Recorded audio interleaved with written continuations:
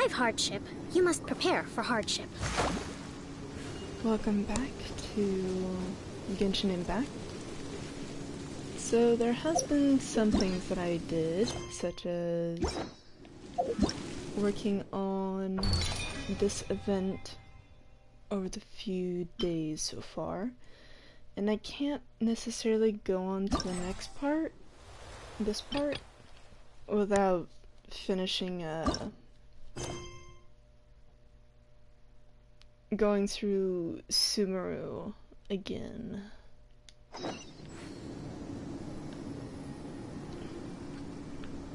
Where we are dealing with Sarush and her journey to deal with that warp in the sky.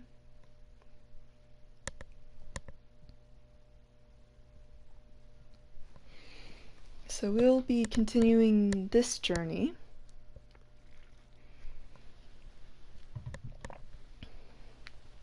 Might as well, and then later I'll see if I can continue that quest of the event. And if I can't, I'll come back to streaming this story.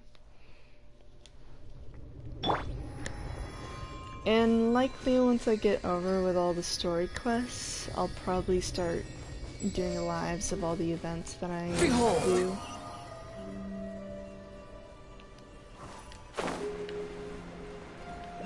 Yeah.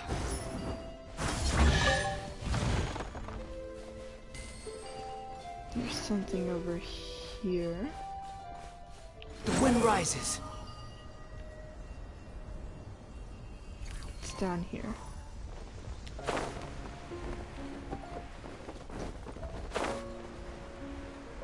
Oh, this is a thorn. These are thorns. Oh.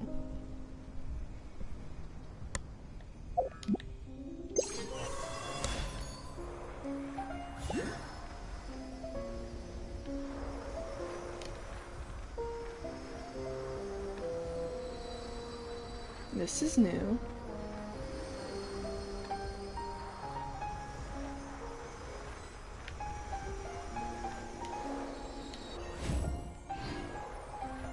Huh.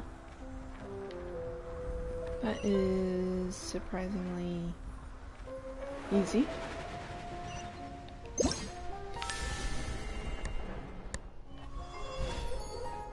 So that's all it did.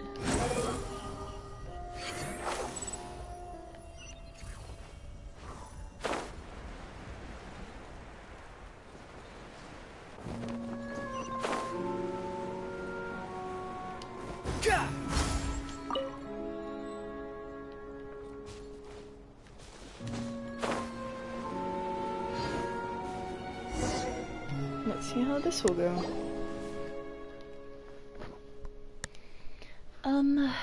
Are you sure we're going the right way, Sorish? Stop making such disgraceful noises. Would I lead you wrong? Pale floater, you could stand to learn from our Yashnapi and his unflinching calm.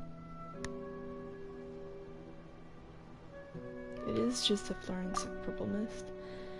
But don't you find that pretty suspicious already? Paimon can tell how dangerous it is just by looking.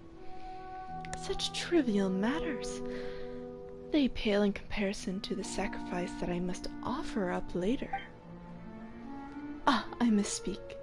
You, pale floater, are not as bold as my Yasnapi, but perhaps one may consider retreating at the slightest sign of danger a wise choice.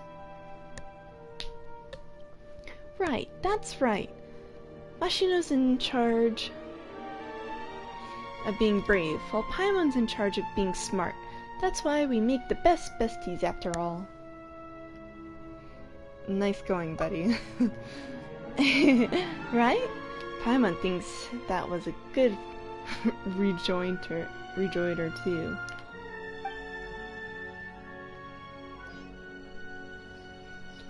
But I do not give you your title for naught. Yes, Napi, do you give praise unto my bravery more pray? Well, Mashino's known Paimon longer. When he's not being your Yasnapi, there's nothing wrong with him sparing some time to praise Paimon. Anyway, don't sweat the small stuff, Sorish. You're not really doing anything that especially needs praising right now, are you? My great work is not for the present, but for the future. Still, at this very moment, you are being given the privilege to witness where it all begins. Well, if you say so. Speaking of which, we're here to find Mihir, that foolish familiar of thorns. She must be suffering right now. Wait, is she trapped in there? Then we've got to go save her.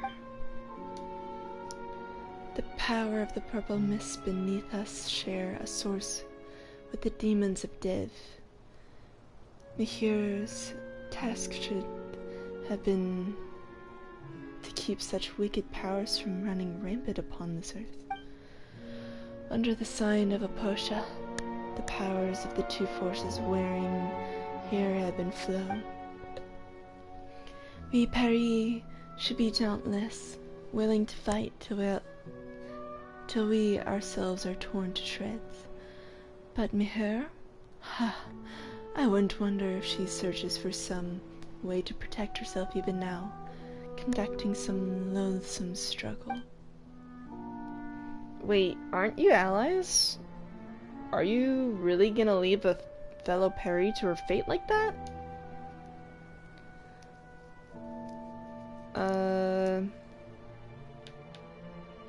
The Aranara all help each other out. That's right, they're like a big family, always protecting one another. So you Peri aren't like that, huh? The Aranara? Huh! A carefree breed. It is no difficult matter, saving Mihir. Perhaps I might even call it trivial, that we Peri each have our mission, and also have different ideals. She must have found some position equal in seclusion and defensibility before using a grey gate to seal both the demons and herself in. If she could still move freely, she would be like Kavarna, begging for aid and prostrating herself before all and sundry to earn pity. Can Carvana even prostrate themselves? Maybe if they try hard enough? You plebeians miss the point. All the same, the state of this place tells me that that she shall not hold out long by herself. How pitiful. Pah! What a horrible sight. To be a Mihir is corroded by filth, falling from spotless to a sinful state, yet desperate to preserve herself. Had the elder not bade me come. So after all that, you do care? Hardly. I merely wish to see if that useless fool has any regrets or not. If she turns back to us and accepts our aid, then perhaps I shall spare her a moment or two. After all, the flower, the star of songs of praise, shall seem less radiant if the green leaves are not there to serve as its fuel. The following labor shall be little, but it's still a radiant shard. Yasnapi mine, record it down with a reverent heart, and use even this mode of shattered light to grace your mighty hymn. Heim? We can talk about the less important stuff later. Sorish, just let's figure out how to disperse that purple mist first. Less important, you say? Well, so be it. Mere her sinful form renders her unable to fulfill her duty, but the thorns remain.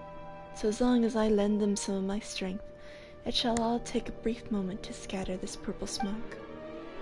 As for the downward path, let us follow that wandering cavana we just saw. Well, if Sora's so sure, let's try getting closer then.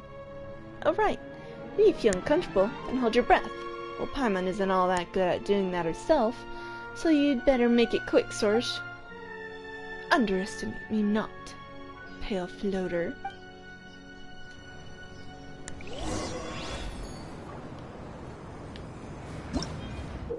Oh.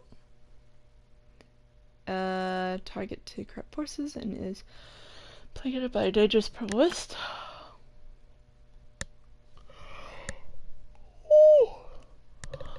Sorsh can use her power to awaken the power of Corvina that flows within the thorny branches. After using the power to disperse the purple mist, the manifestation of defilement within will make itself known. The defilement entities that lie concealed within the bog are the source of the purple mist. Only by destroying them can the mist be parted. Normal attacks do not work against them, and only the power of the Night of Fruits can completely purify them.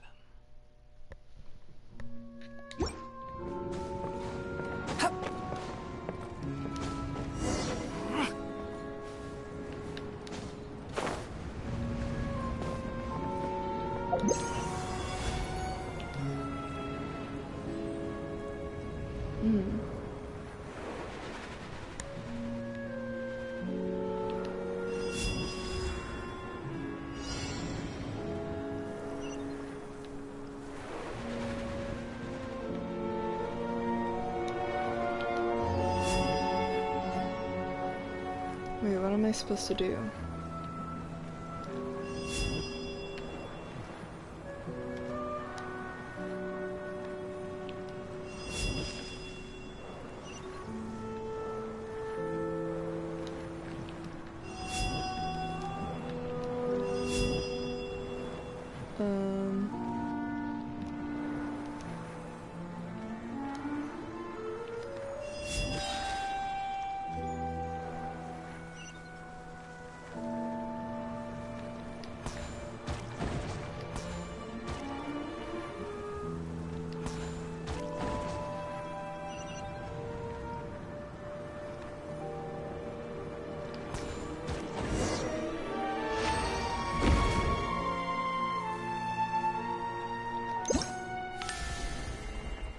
Okay, there we go. Behold!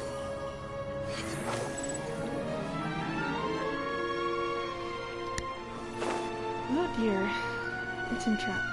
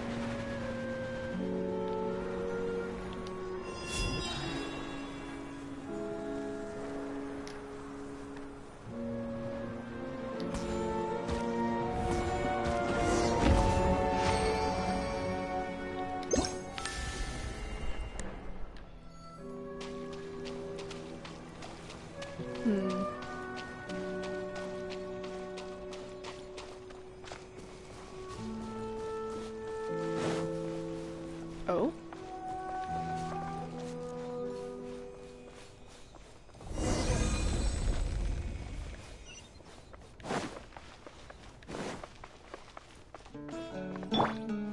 Why does it feel like Sorsh is kinda unhappy?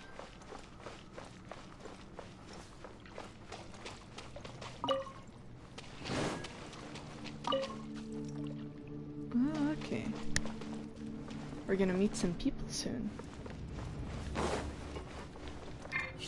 Allow me. Squall and Fury. I guess above.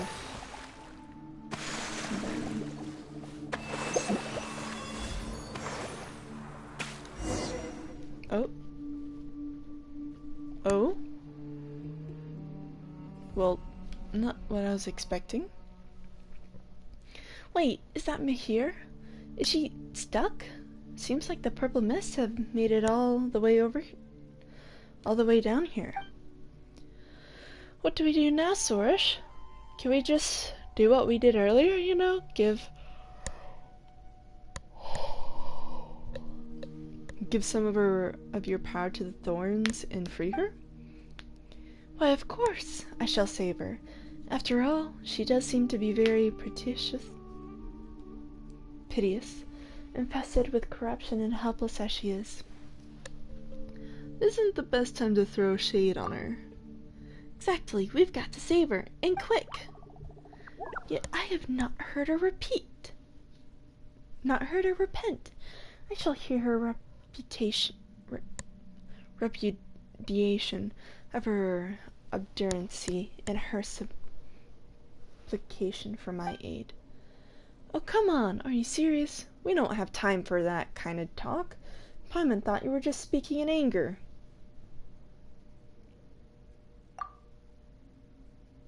Stop playing along with her.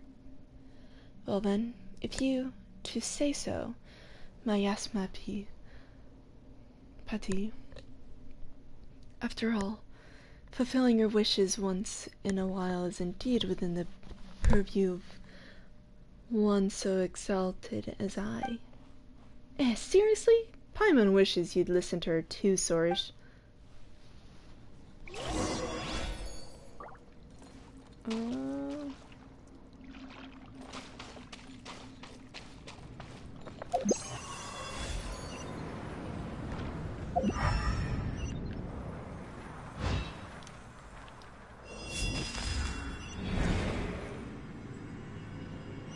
Oh?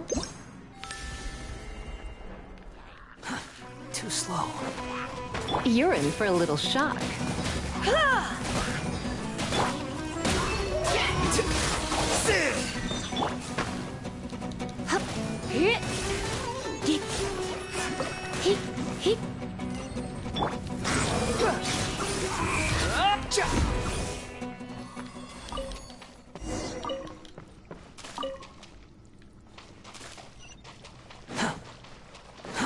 Too slow.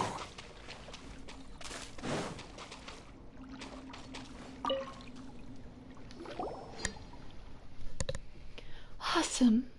Awesome. Are you alright, Mahir?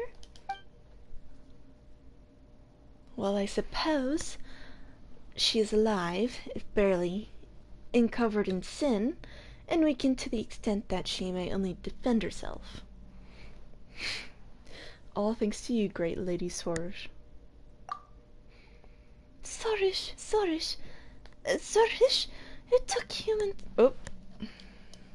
It sounds like there's some secret meaning behind her words. Do not get near her, lest the defilement that emanates from her touches you. It seems that she has not only forgot a heart of gratitude, but has lost much of her intellect, or she would not use such baseless words to approach me. Thank you, Sorish. If not for you and your companions, I would have not needed much time to gather my strength. And even then, I am unsure if I could have stood against the rising filth on my own. I'm turning a bit Scottish. Maybe. The sign of approach could be seen all too clearly, even from the bottom of the valley. But thorns only crawl upon the ground, never to reach the sky. Not even the reflection of the skies on the earth.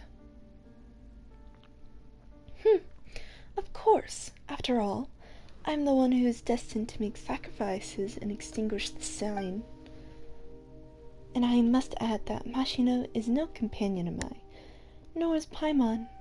He is my Yaspadi, a willing instrument recording my great work.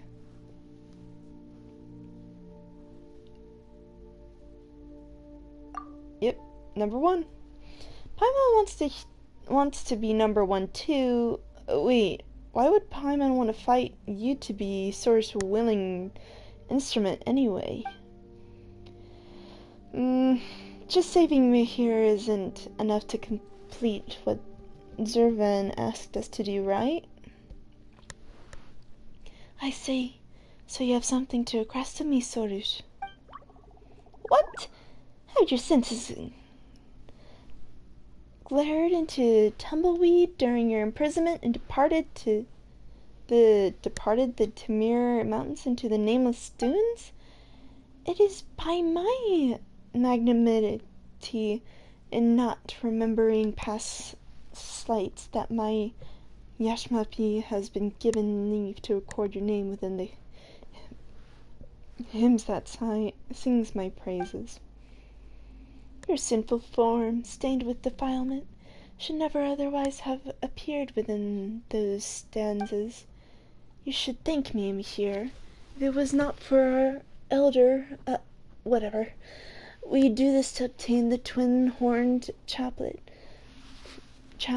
For the reason, you must return with me to the Varakasha oasis. Speaking of which, Source, you keep talking about stained with defilement, this sinful form. What do you even mean? It is a duty of us females of the thorn to prevent defilement from spreading across the earth and guard against its corrosion. But when we battle against demons of Dev, injury is nigh unavoidable. And if you have been shattered in battle with them, that would have been worth a song, but stained as you are, you could hardly be counted as one of us.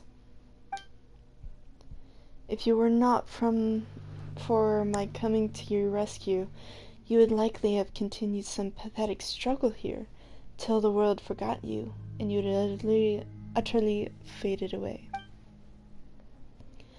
Those are the words of the humans who have prevented you, Source. He is no ordinary human. He is the Nazaria of the Order of Skeptics. Huh, so that's how it is. Sounds like a matter of wounded pride. That's right, calling someone sinful because of that? Here, you poor thing. To do one's duty is not a pitiful act, nor is struggling to perform that duty for a whole longer shameful. Pah! Never mind the matter of our altar. I have not fallen so low as to require judgment. Rather, it is you who should thank me for rescuing you. Oh, come on, Sorush. Stop yelling at an injured person.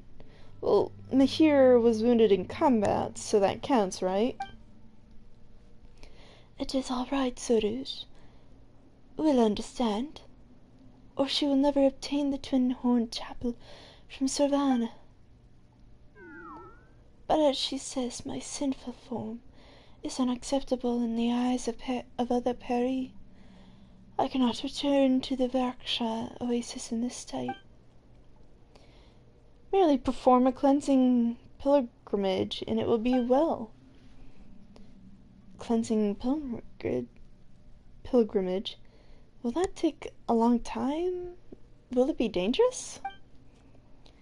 You need not be so concerned as to the details of Mihia's deeds. After all, there shall be little room for her in the praises that shall be sung of me. She knows this road well, but in her weak and helpless state, were she to be attacked along the way, I doubt there will be anything left of her. What Paimon's hearing is that things will be fine as long as we escort her. Don't worry, we're very experienced at that sort of thing.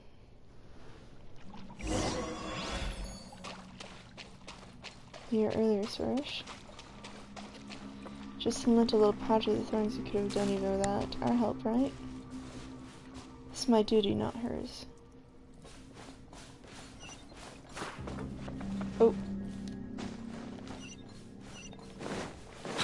following me. We must obtain other takes ourselves. Mission and duties to have someone they belong to and cannot allow. Likely whoever's watching this later can just pause. Rusty remix!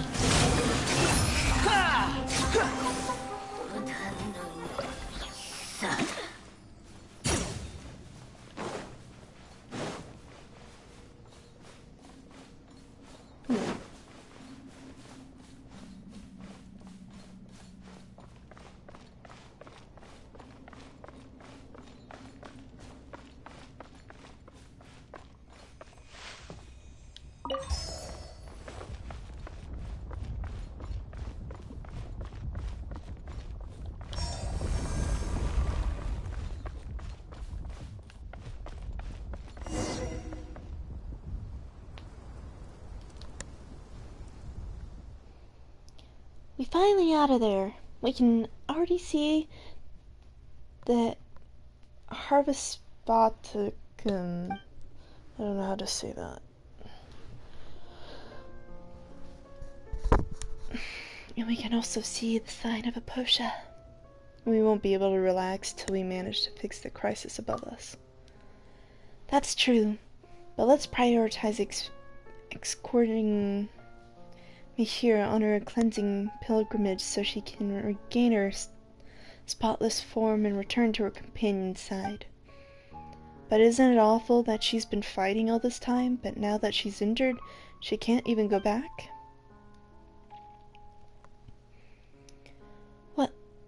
One who clings to life and self-protection despite being filled with such filth is unworthy of Yashpati's chronicle. What are you saying, Sorosh? Bahir's been fighting all by herself to fulfill her mission all this time. She's been very brave. We should remember what she's done and praise her for it. Only humans require such things as courage. We Peri have no need of it. Sora speaks the truth. We Peri only known our purposes since birth. We only live to serve that purpose. We do not require remembrance. Perhaps being forgotten might even be the best. But if the day comes when none mention us again, then surely the entire earth must have been purged of all calamity. There will be no more sacrifices to be sung of, for there will be no more suffering to be remembered. I believe that shall be a wonderful day. Here, the day is yet distant. Not before I make the sacrifice that we shall extinguish the sign of Posha, at least. Let us not waste daylight here. We shall complete the cleansing pilgrimage as soon as possible. We shall not allow this preamble to delay us so. I am the protagonist of this hymn, I alone. Thank you for walking this difficult path with me. I believe that the road shall be far smoother ahead. Would you like us to continue on together?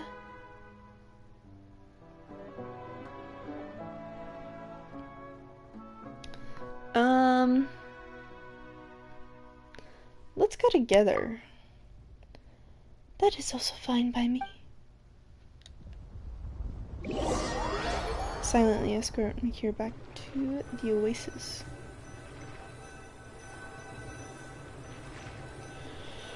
I'm not gonna try and say the name.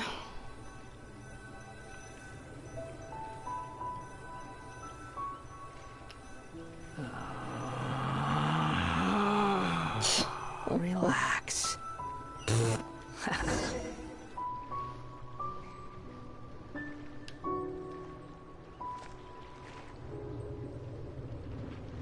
Ooh.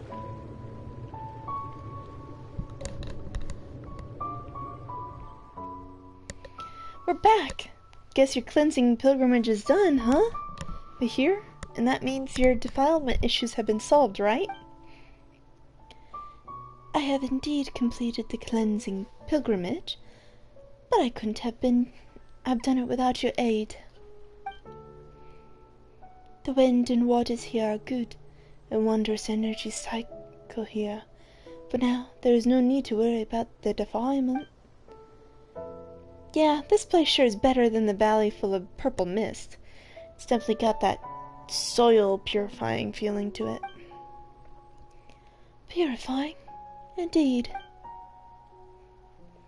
That was easy than Paimon thought.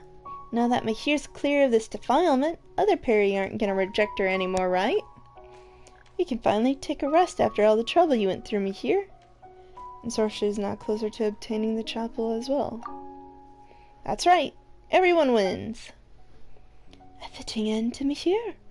Perhaps, but not for me. My ending will not be something so ordinary, peaceful, or as insignificant as you are, pale floater. Paimon isn't insignificant? Well, not that Paimon's very heavy or anything either. My end shall be glorious, radiant, like that of the divine bird Sigmar. I shall split into infinite motes of Kravana, cleansing the world of its impurity. That which Mahir has done cannot be compared to what I shall yet accomplish. Yet, there was only one Simur, and there is only one Sorsh.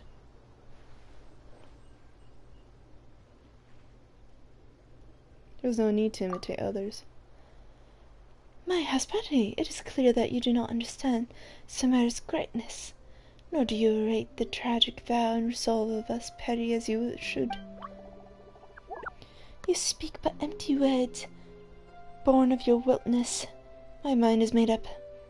My heart set. I will not be moved.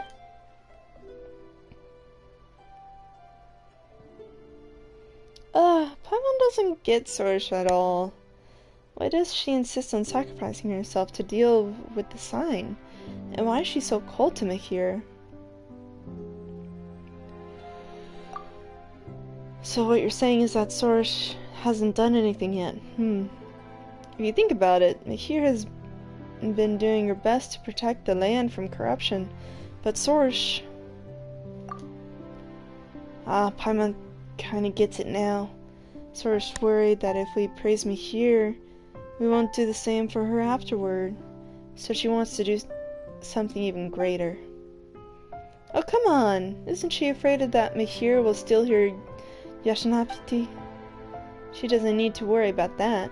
We're both flatterers, aren't we, Mashina? Well, let Paimon think. Let's put 4 lines of praise for Sorsh in that hymn or whatever she's always going on about, and 2 for Mahir. That way everyone wins. The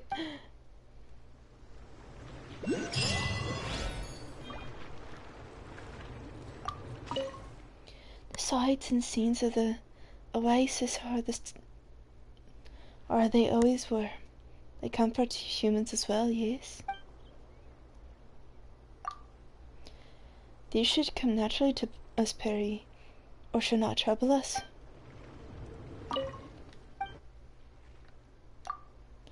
Sorsh is also doing her utmost to fill her duties as Peri, although her methods could use some refinement. She is very dedicated to her duties. I am sure you understand what I mean.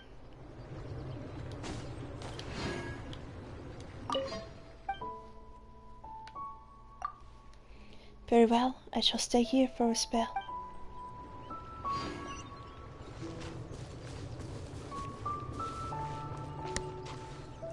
Well, we have that done.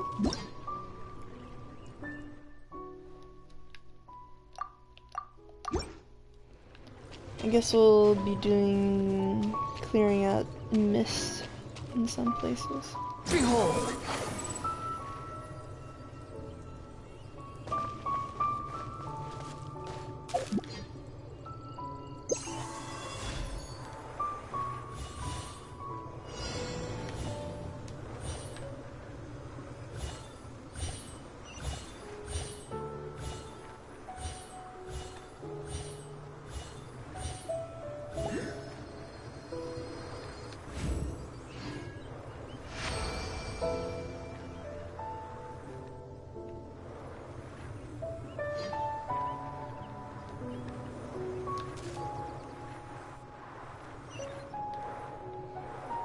Ooh, we can get close to squirrels.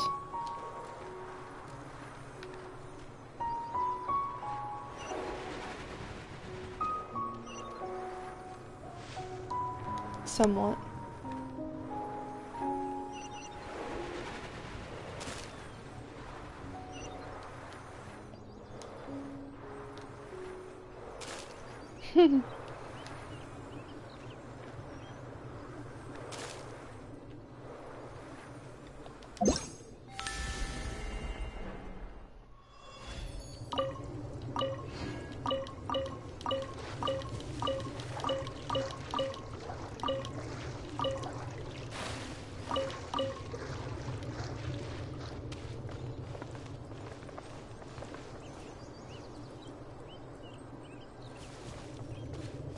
Uh-oh.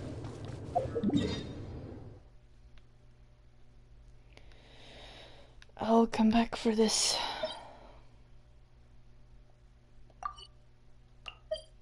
Actually, should I just go up there?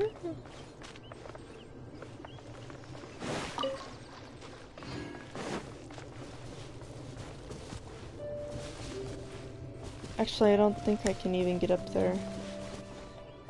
Unless it's, within the ground.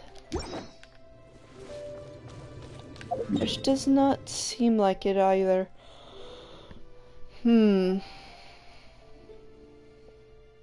I'll try that another time.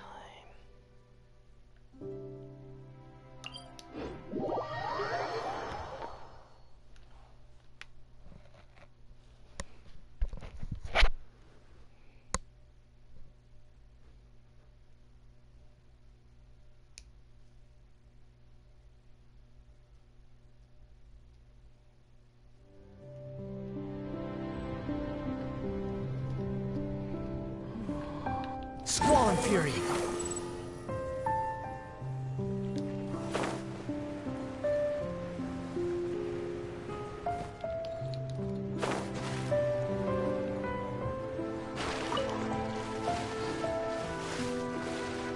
Man, the music here is very pretty. Behold!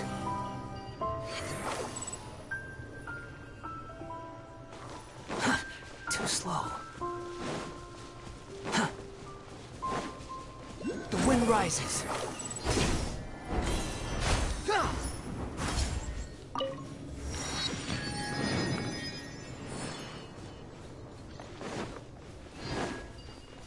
Squall and Fury.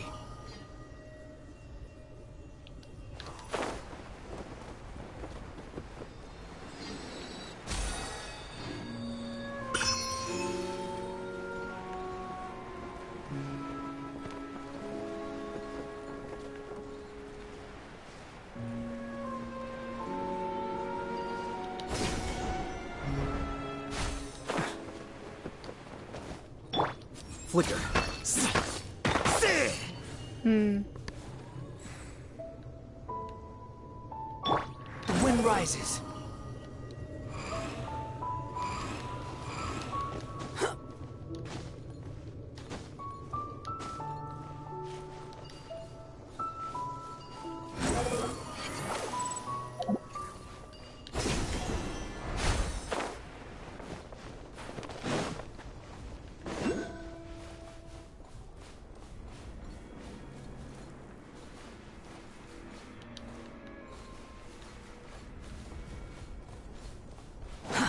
Too slow. Behold!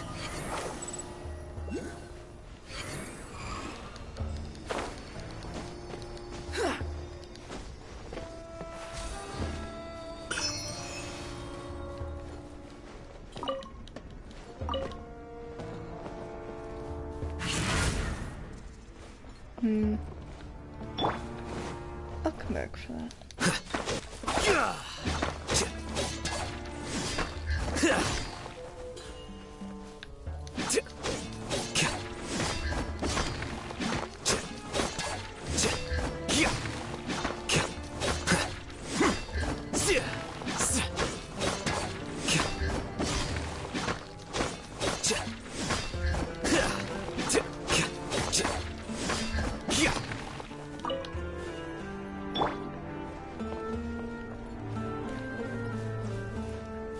probably up there.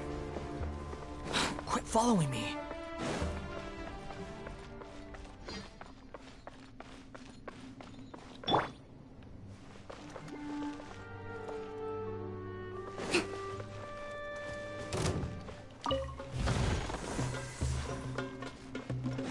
Take that!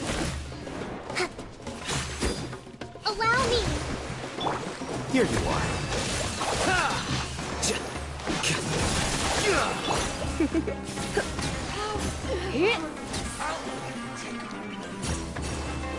I'm getting sick of this The wind rises.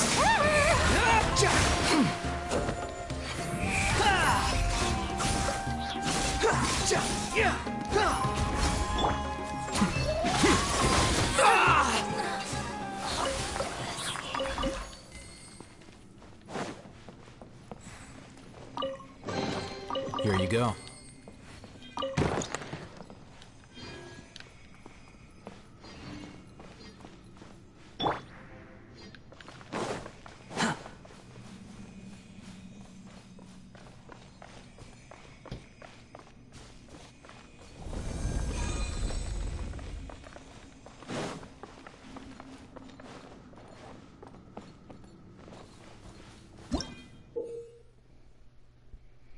These drums were created by the Order of Skeptic Ancestors. Hit them according to the special methods to cause the elemental power within to resound. There are 3 ways to hit these drums. Normal attack will create a light sound, while plunging attacks will create a heavy one. Stay still to create a pause.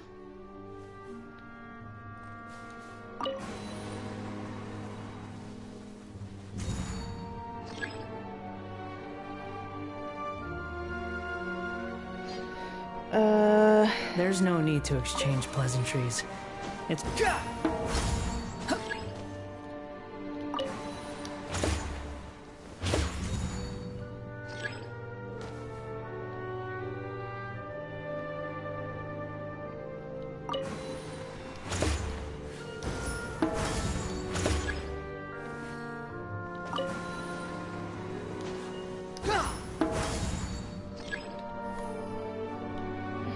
So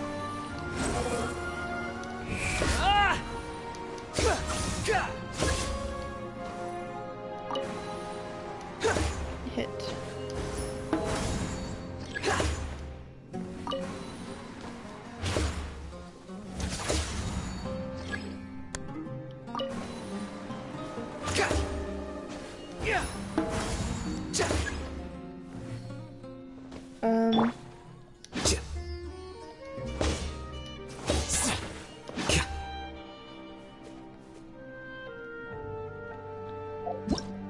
What is even the pattern?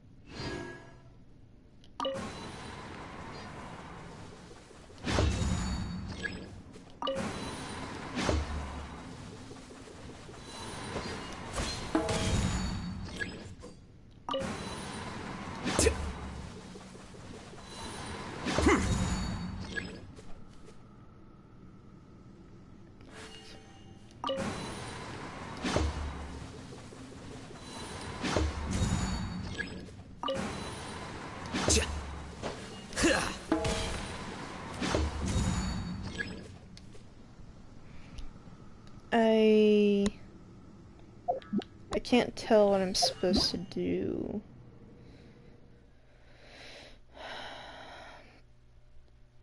While plunging attacks will create a heavy one, stay still to create a pause.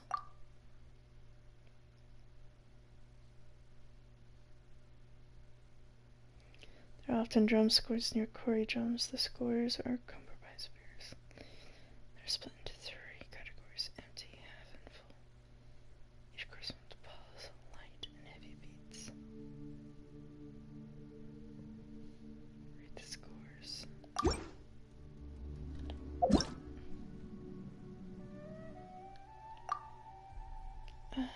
the scores from left to right and top to bottom.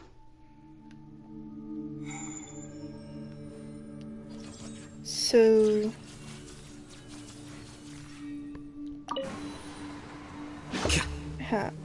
one pause.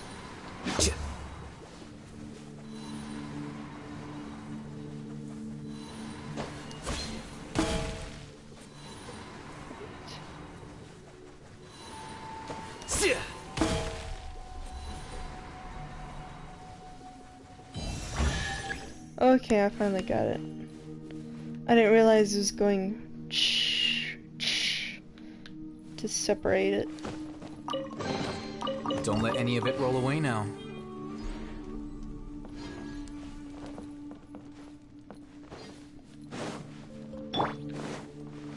Quit following me.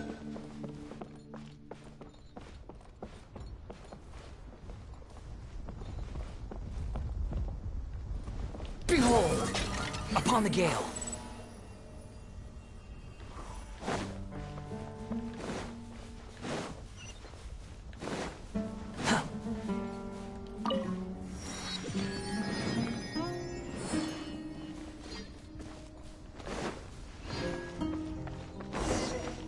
A tree. Renshu is there, but let us draw near. I fear the returning. You could probably pause it later in the boat.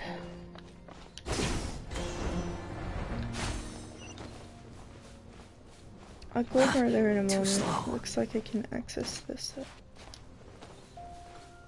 Ooh, another drum sequence. After I defeat some fillers. The wind rises.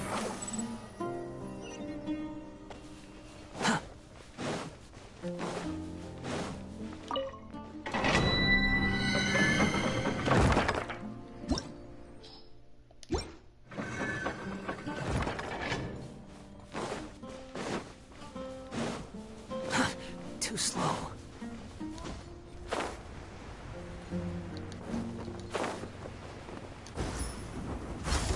Rest and rebuild!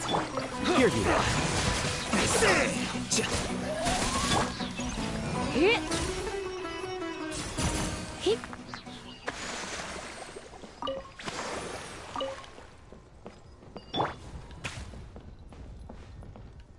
Is there no drum?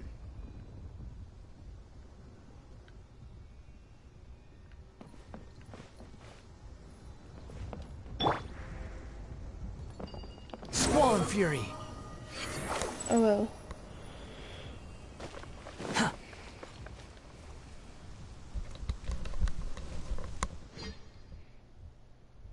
Huh? It's you! Nice Junha! What are you doing here? Oh, my honored envy of Karana. And you two. Ah, Aryasmati and his companion, I suppose. Yeah, just call us Mashina and Paimon. Since I have been given such permission, then allow me to call you by those names. Do you two remember what I mentioned earlier, about how we skeptics have always been searching for the quarry drums? It was about them being important items for some ritual or something, yeah? Well, while I can see the proper terms were not remembered, that is the essence of the matter, yes. The two of you have been acknowledged by Kravana's envoy, and yet you know little of our glorious history. I fear that you may be led astray by heresies and heterodoxies from the forest. Allow me then to explain the true history of Barsoom and the quarry drums.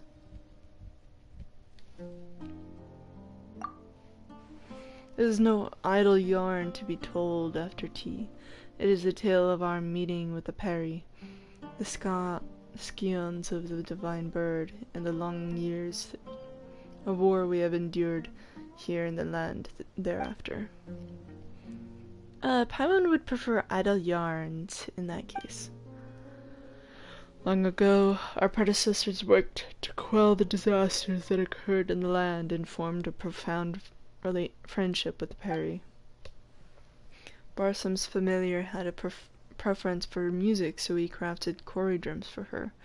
During the ceremony where our bonds with the Perry were made official, 5 drums had to be gathered and played according to the scores. Though the Cory drums are long lost, the drum scores have withstood the corrosion of the sandstorms, and as you can see, they have almost perfectly preserved. Words shall narrowly describe the true magnificence of the occasion. When the Cory drums sounded, all things reverberated in unison. It felt as if their sound could freely traverse space and time.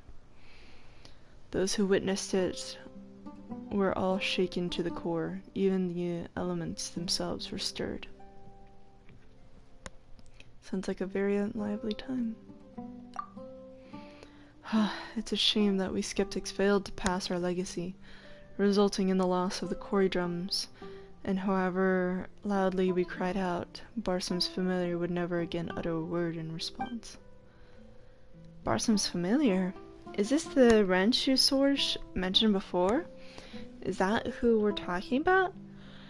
But why wouldn't she respond to the Order of Skeptics call? I'm sorry for all the yawning.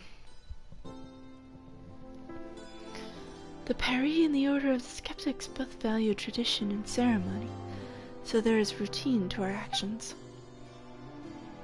They talk about tradition, but then they lost their drums?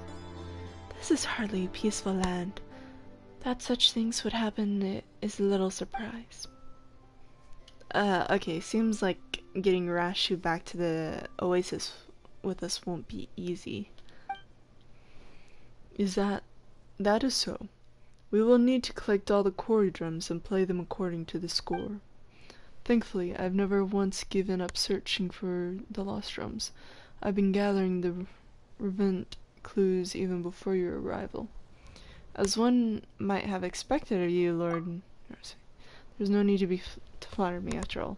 If our diva had not. My apologies. I refer to another amongst the Order of Skeptics who left for Sumeru City to work on his light novels. The dreaded things. These heavy responsibilities would not have fallen to me otherwise. He became a light novelist? He rambles on and on about wearing against a publishing house editor and opponents in Genus Invocation TCG should still be considered war, but if you ask me, he's just turning into a ridiculous old geezer. But he's still an elder who knows more about our heritage than I do. Why am I yawning so much? So I have to ask him for information regardless of any disagreements we might have.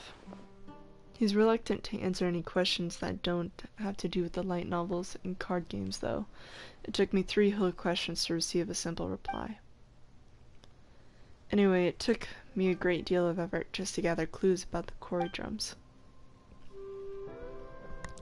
Yay, new clues! But, Nasujina, if you had the clues all along, why didn't you go look for the lost Cory drums yourself? That's an easy one to answer. Mashino, it seems like you're not in possession of a vision. That's right, I'm not. And yet you're capable of bending the elements to your will. What a invaluable gift. Unfortunately, I wasn't blessed with such a gift. So it is good that you are here. I mean, we could have quite a lot of trouble for Lady Sourish with your help otherwise. I would have to make other arrangements. But as I said before, it seems that even fate is on our side. Lady Sourish and you two, please come with me. Hidden treasures may be found closer by than we think.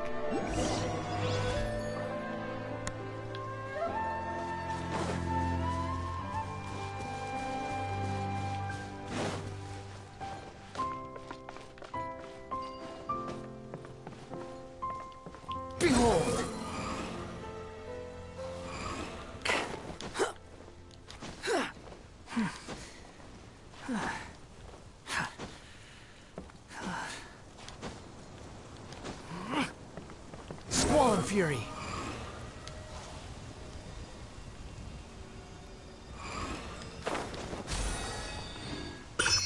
I doubt we'll ever get this tree in our The wind rises. accustomed world later, but if we do, it is very pretty. Search for it.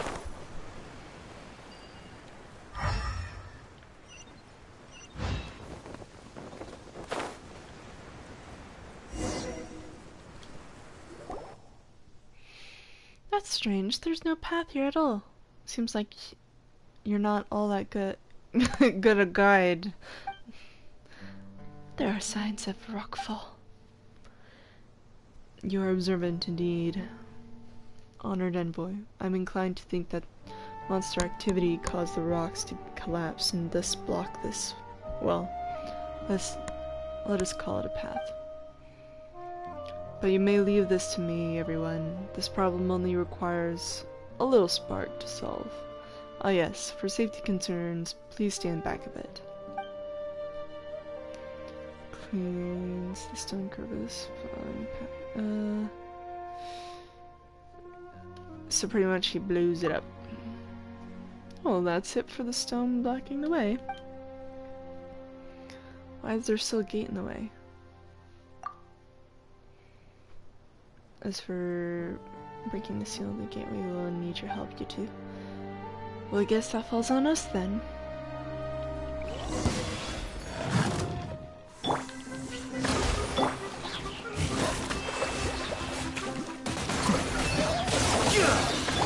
You're in for a little shock.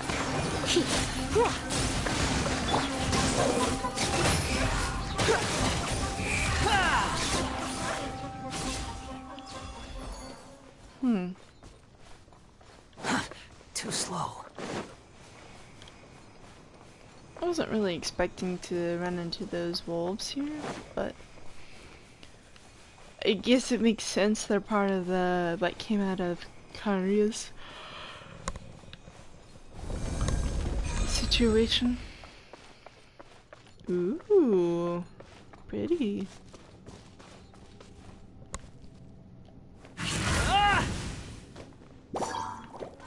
Behold!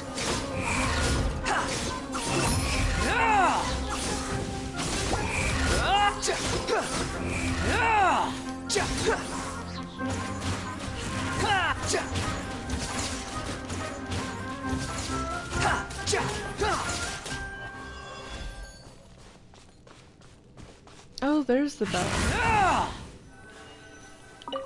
Drum. Great crystals. Looks around a bit, collecting some scattered records.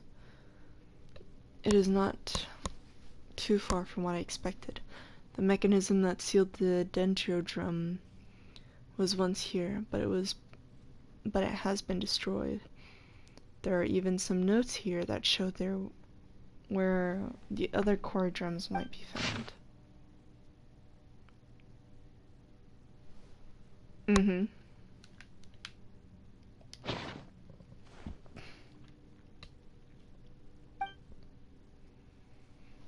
Losing the drums meant losing the bridge that connected them to Barsam's familiar, and from then on, the young were never again able to listen to her teachings. This was a grave incident indeed. Great efforts were made by all search for the drums thereafter, but few gains were made due to the obstruction posed by the defiled energies. According to the elders, this is one of these old locations.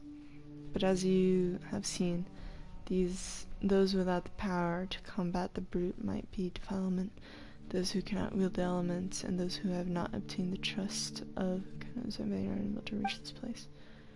Also attempted to retrieve the dendro drum here in his youth, but he did not succeed. Has been silent about the matter ever since. A sense of responsibility, perhaps, or was it a pride that closed his mouth? You know, when you said that the Order of Skeptics had a terrible relationship with the academia, Paimon thought that you'd all just stay here. But now that there's that big hole in the sky, never mind not coming back to help out. Don't you think it's kind of weird that he's just over in Sumeru City, writing his novels and playing his cards? Perhaps he can achieve his fantasies, what he could not in reality. When you mean writing the story of his failures into a light novel, but changing the ending? How's that supposed to solve a real-life problem? People need hope in their lives, even if it isn't real. Well, Paimon thinks that sticking together is our best chance of fixing this sky hole problem. It concerns Source too, after all. Your concern, Paimon, is rather wasted on one destined for a grand sacrifice as I. Or perhaps I should say that evaluating the choices and fates of others is itself an overly prideful act. Paimon Mashino, help Paimon out here.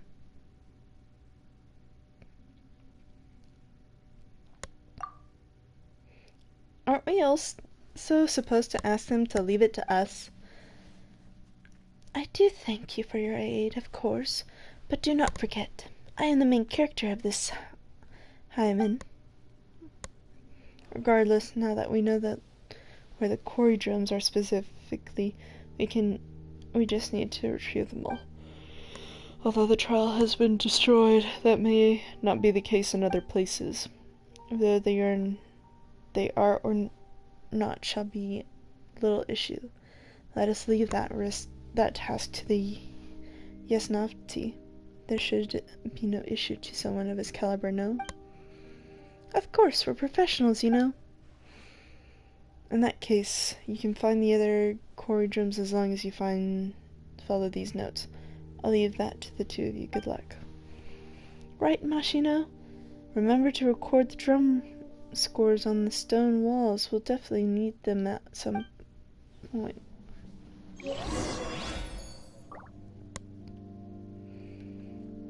Quite some places.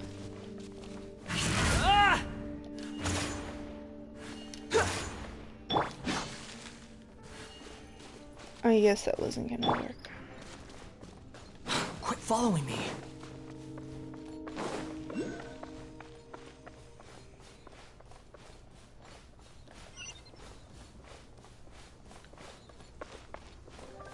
Quit following me.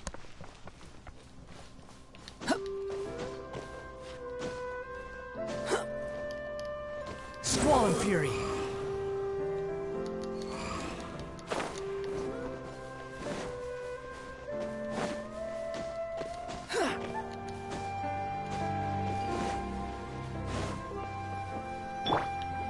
Hold the line! That's your job.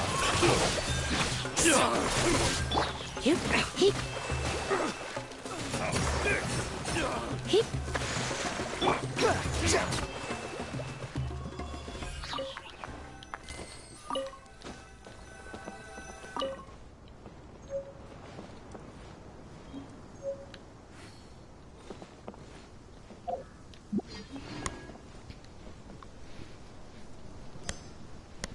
And I am gonna write this for my own convenience.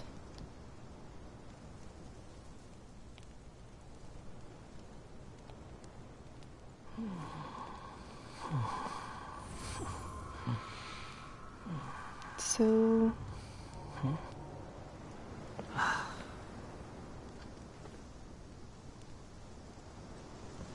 half... whole...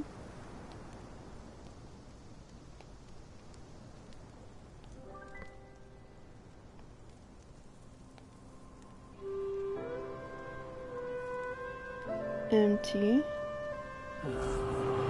whole again. Relax.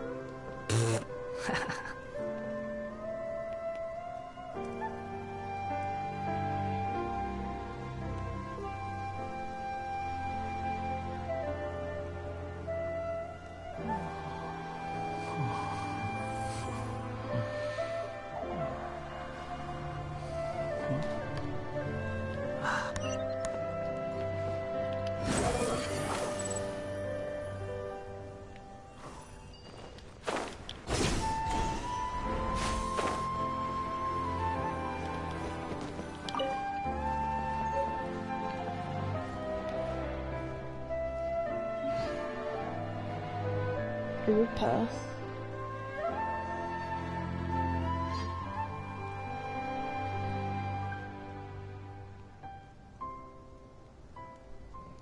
Half. Half. You think I've got a sharp tongue? I just tell it like it is. If someone can't handle it, maybe that's their problem.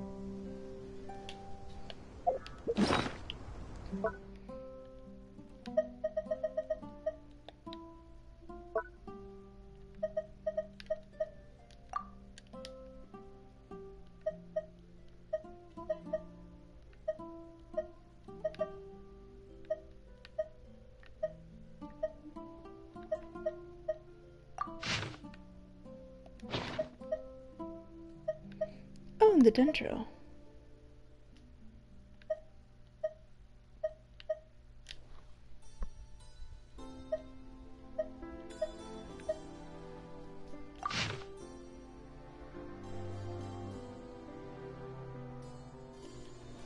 That is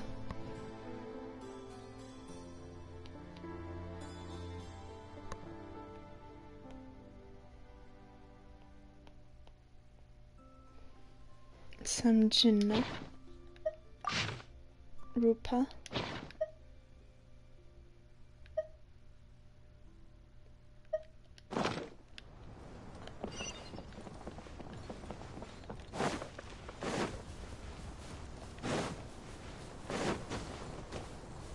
Behold!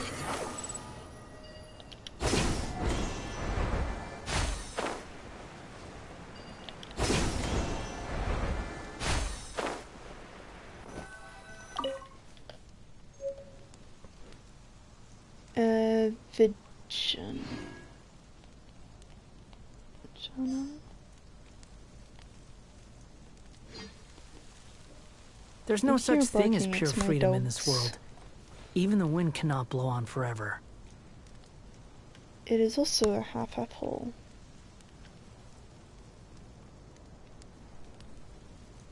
Oh, a bunch of halves.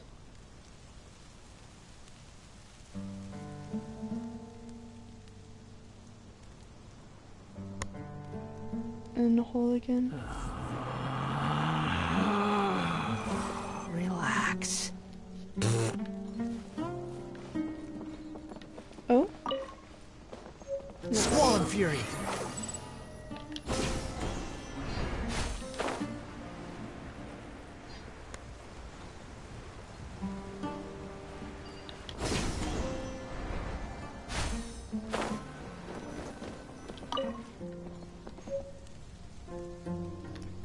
Sankihara.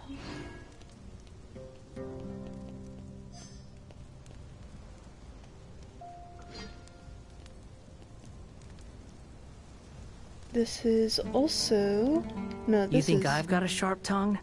I just tell it like it is. If someone can't handle it, maybe that's their problem.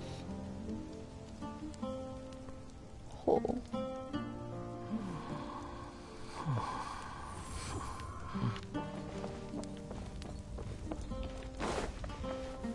Quit following me.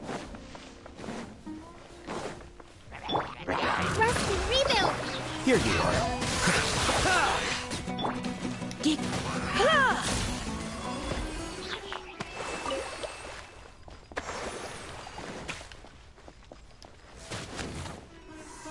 Ha, come a little closer.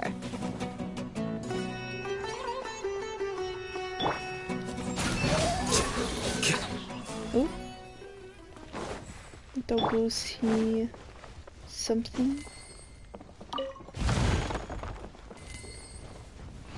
Let's check this out. And then Vidana.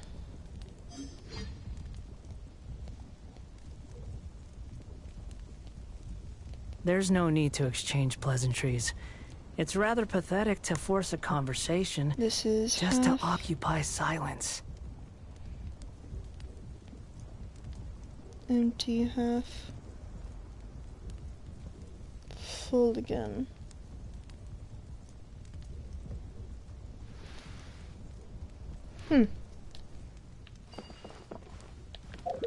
And now we're gonna go look for the Cory drums. We'll start with closest. And then go out from there.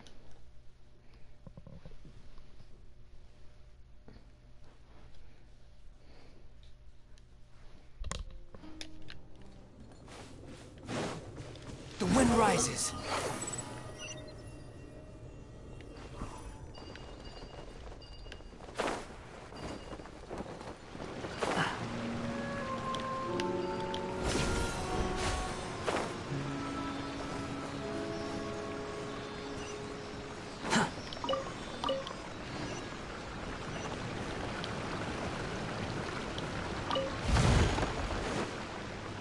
Quit following me. Let's see, which type of drum will we get down here?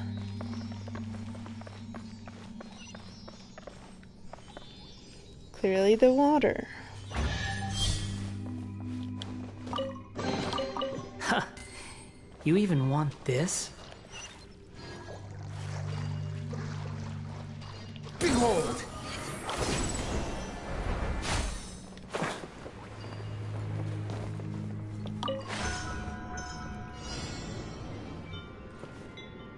Squall and fury.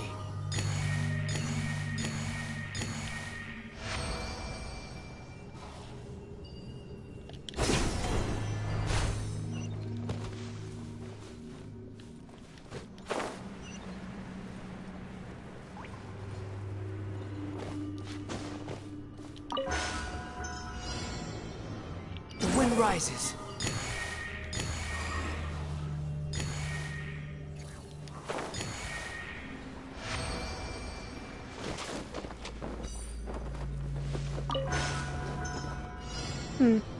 Squall and fury.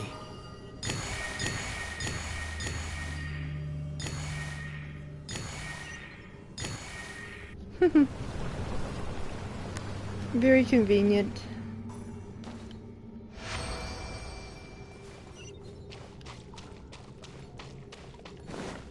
What is this?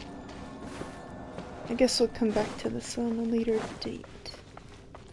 Or we'll go through it.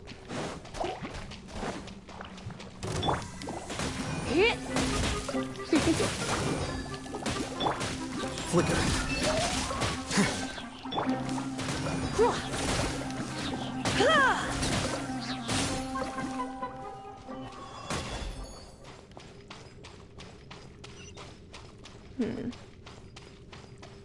The water.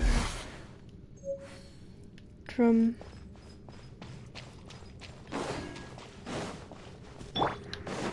And is there anything else? The wind rises. No. Which I'm sure we'll come back for this another time because of the Golden Dua.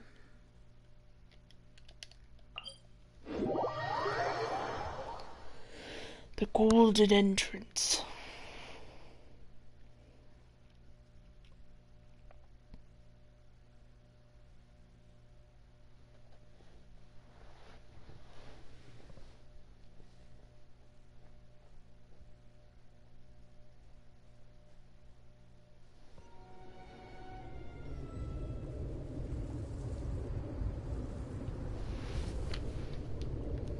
Let's see.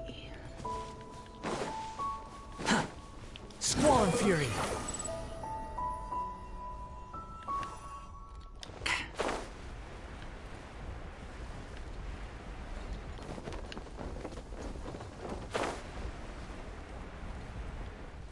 And let's deal with Hold the line. Here you are.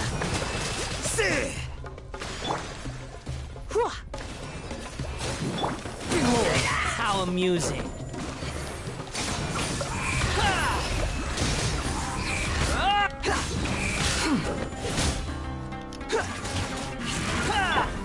Flicker.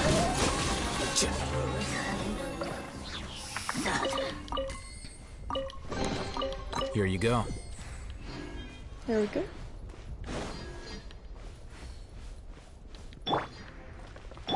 Allow me.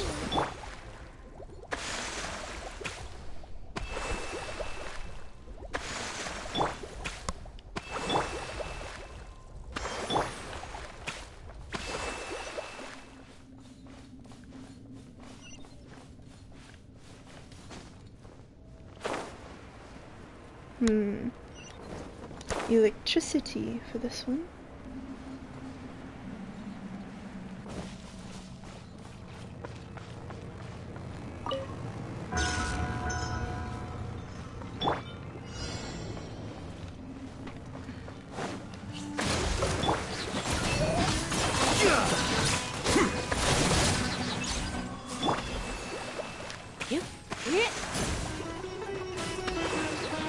The wind rises.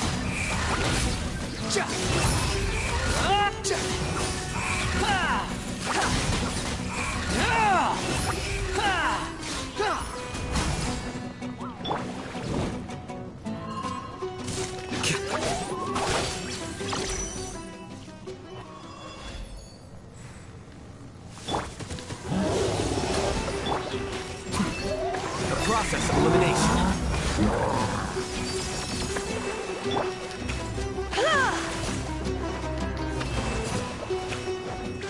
Behold! Know your place!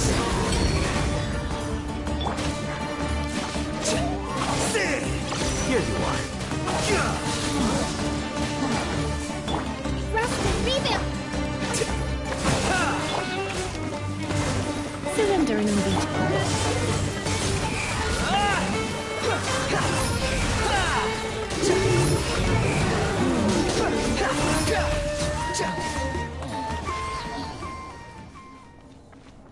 That was actually pretty decent. I mean, easy. Electricity. Or just electro. And this one's pretty far, so could it be Geo? I mean, it's a bit out there. But it could very well be Geo.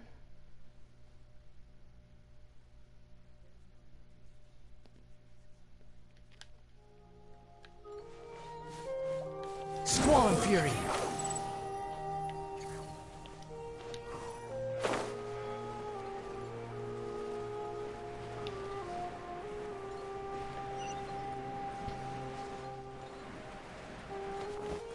Behold!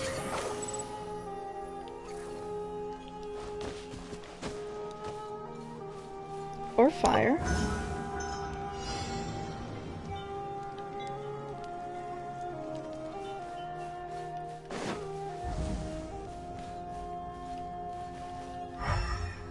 Wait, where am I supposed to go?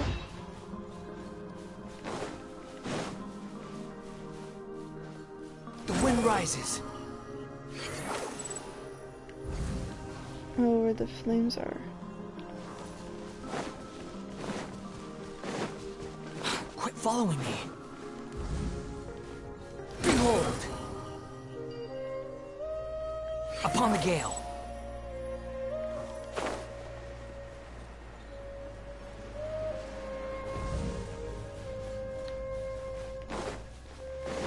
The wind rises.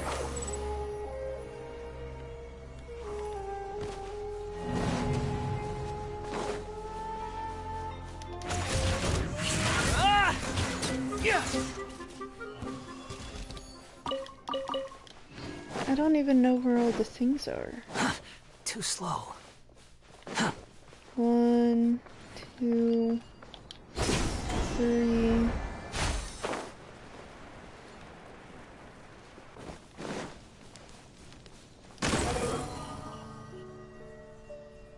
Yeah, 1, 2, 3.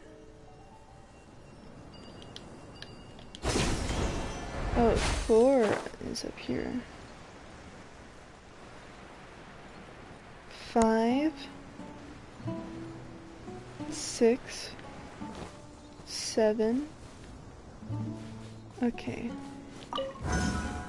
Behold!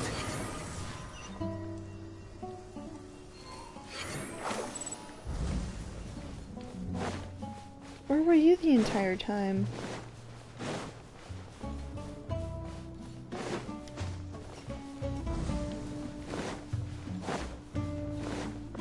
Or was I not following you?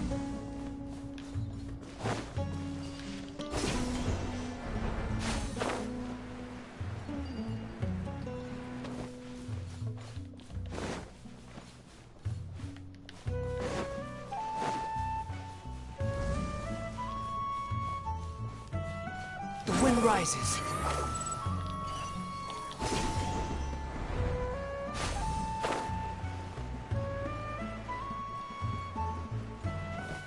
Quit following me. Huh. Squall and fury. Upon the gale.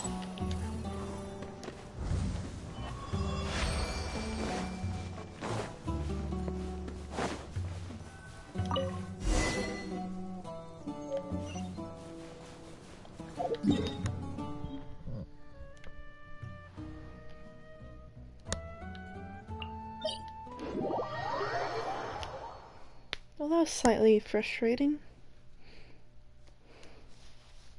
I didn't know you were supposed to follow her. Or she wasn't even there in the first one.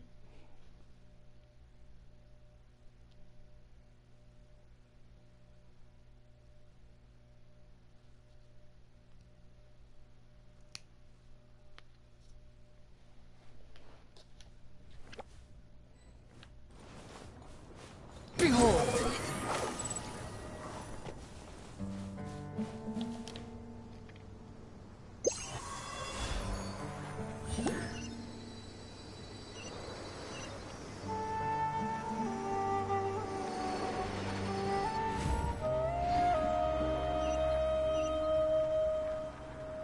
Seems that's about it.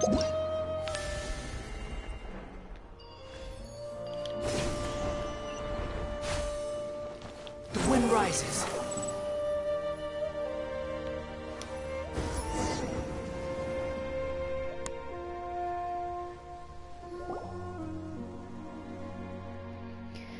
Let's see, next we just need to put the quarry drums back in their original places before performing the piece according to the scores on the stone walls, right? Rashnu will definitely be happy to answer us when she hears her favorite music. Do excuse my presumption, but the ritual that bound the Order of Skeptics to the Perry is one of the great significance. I think that it will only be proper Order of Skeptics regulation if it's Vanapi, that is to say myself, were to preside over it. But we were the ones who got all the 5 quarry drums. Even if you are Lady Sorp's Yasnafi, I believe this to be out of line, or should I call this prideful presumption upon her favor. Lady Sorge is Corvina's envoy. She might have behaved more amicably to the two of you on account of your aid in fulfilling your destined mission. Yet this is but a manifestation of her virtue and not any credit of yours. Do not forget your place. Give praise and stand in awe of her every action as you should. Oh, but that's what you say. But even though Sorge always acts all high and mighty, Paimon definitely thinks she's all that great, or that distant from us. That does not sound like something that should be written into a hymn of praise. Well, I'd say it's praise enough by Paimon standards. Well, what about you then, Mashino? Do you want to play the quarry drums and awaken the familiar of Barson for me?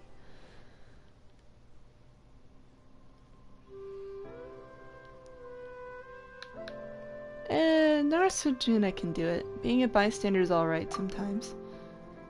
Ah, a sensible person. I see. After all, such an important ritual should indeed be left in the hands of one who understands our tradition the most, and who occupies a most suitable position. Silence! That didn't sound convincing. Silence! I did tell you before that Perry's word is final. Doubt not my judgment. As you will. Oh. Mashino, I propose to give you, and no one else, this honorable task. Do you accept? You need not speak in such a winding manner, Sorge. That's right. If you want to ask Mashino for help, just say, I'll leave it to you, or something. No need for all the weird talk. This is not weird talk. These are words that benefit a Perry's stature. Well then, I shall take that as your acquiescence. Well, if you say so, Sorsh, then leave this to us. Just relax, Nasujuna. We know the quarry drums are very important. Mashino's not going to ruin them or anything. And then we don't ruin them or anything, right?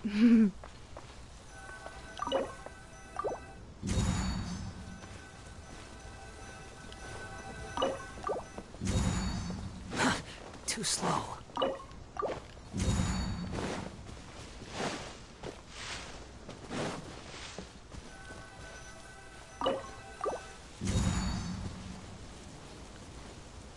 Which one is this one? Wait. Squall and Fury.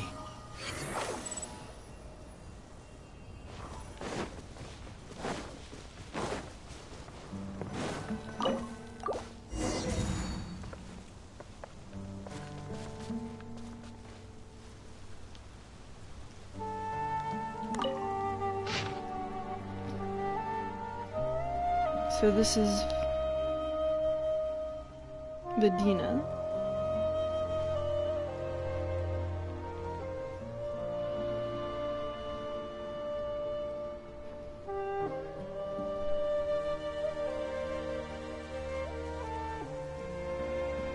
Vedana.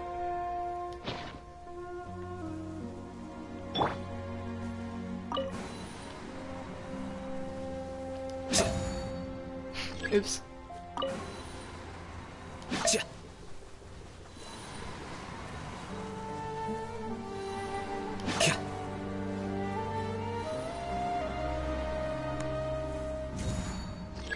Oops. One. Space. One.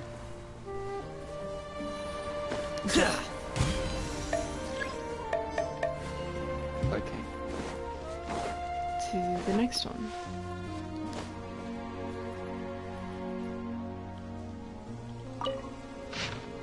This is Rupa.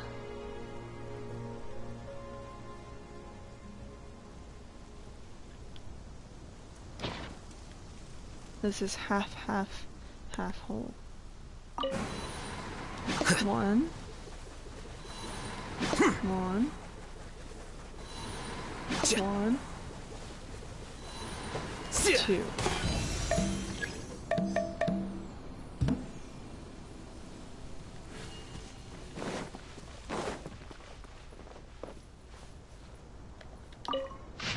This is some Gina. One, 2, 0, 2.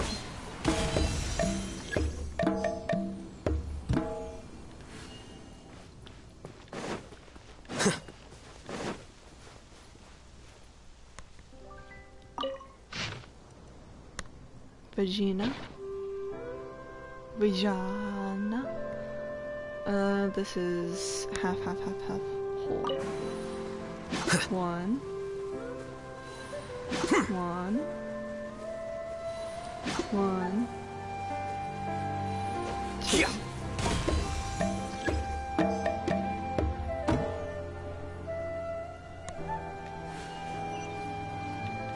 How did I miss one?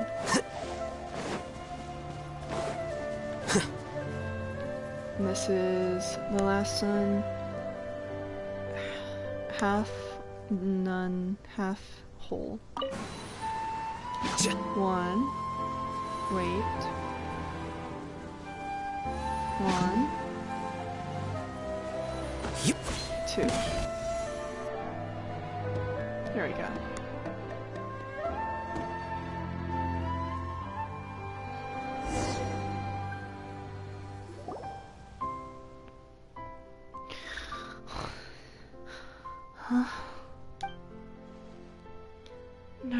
Barsum's familiar has entered our call. She must be Rashnu, right?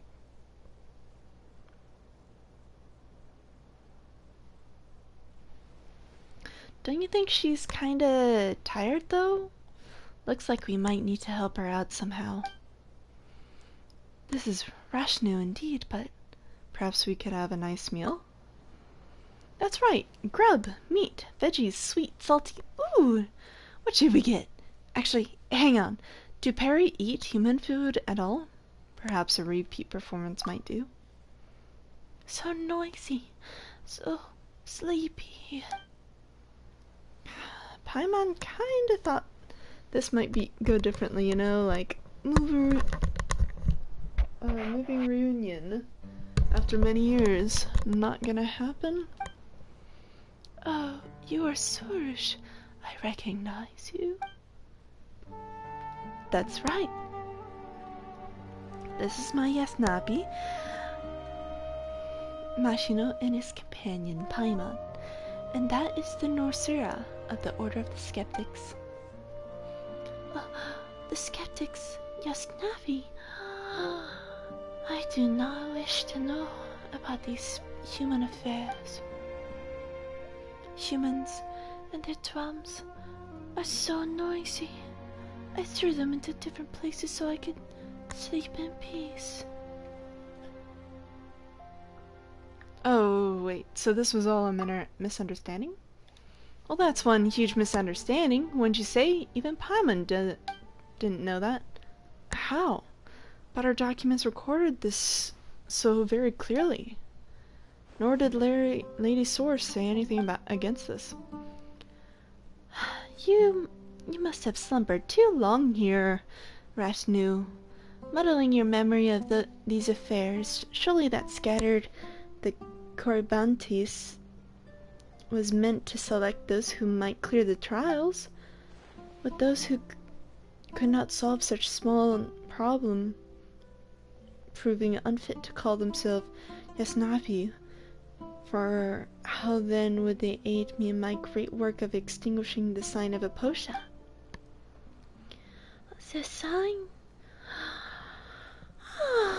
I'm so tired, but this is not the time to sleep.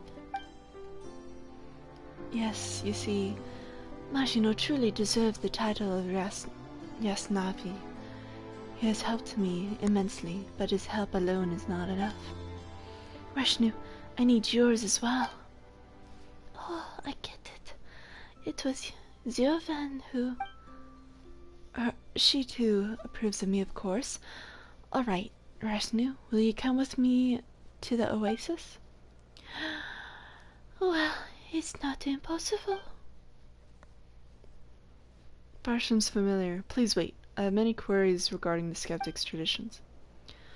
Human business later. Perhaps we can talk later? Perhaps after I sleep for a bit? Maybe then? Nasura, do you not have other things to attend to? We can save your business with Rashnu for another day. Yes, I will return to camp to accomplish that which I should. You know, Paimon kind of feels bad for Nasujina right now. I'm afraid this isn't something we can butt into.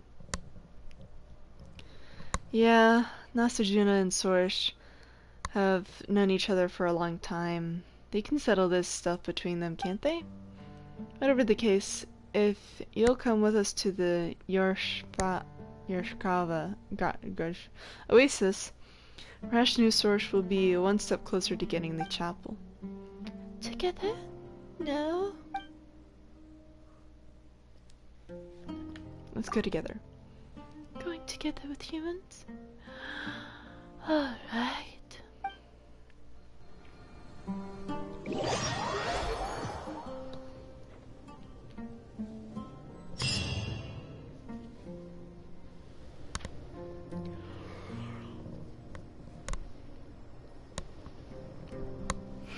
To find out that she just wanted to sleep The scribe's and the work music is wasn't simple, good.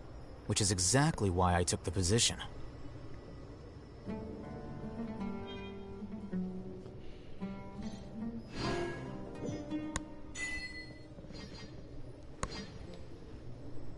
Izavan.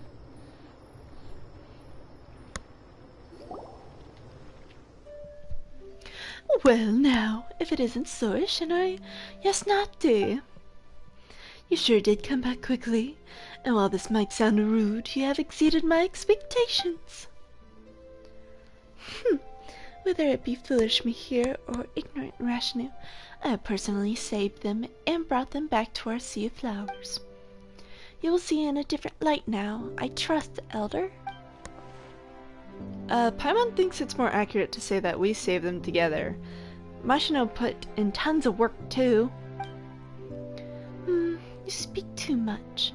I was planning to elevate you too, to the position of my Vasnafti. But if you will be so petty, Pale Floater, it seems I must reconsider my decision.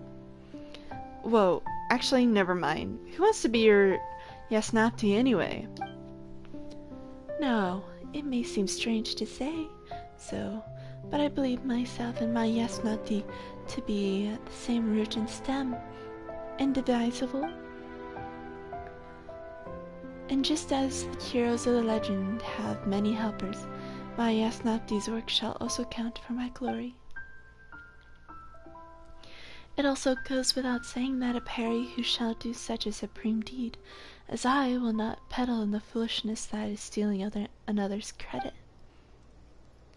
Therefore, Yasnapti mine, feel free to add your deeds to the hymn, for thus shall my great deeds seem all greater for it. By your leave, your grace. Oh, stop it with this silly roleplay already. That's right. We're quite used to talking like this. Sorsh, but Zervan's right over there looking at us like we're a bunch of idiots. Let us not speak of things unrelated. Just as we agreed before. Elder, you can give me the Twin Horn Chapel now, yes? Well, we did. But I can't give you the chapel. What? Wait, why are you going back on your word? Now, the chapel is the symbol of Corvana's recognition. How could I give it away based on private whims? Amidst the countless motes of Corvana created by transformed divine bird, only we Peri are blessed with intelligence. It is thus we are able to communicate with the remaining consciousness within Mother Tree and guide the power of Corvana. But not all Peri may possess such authority. Only the Bloom Guards, who prove worthy successors to the divine bird's aspiration and have the courage to see wish through, may gain the chapel, the crown that contains wisdom. Come then, pray along with me to the invincible Corvana. If you have been acknowledged, then our God will grant you the chapel herself. Cites the words of the ancient hymns and source drawings there. And its flowers respond. Ooh. Oh, look at her. Is she now an undividable thing that we can now use?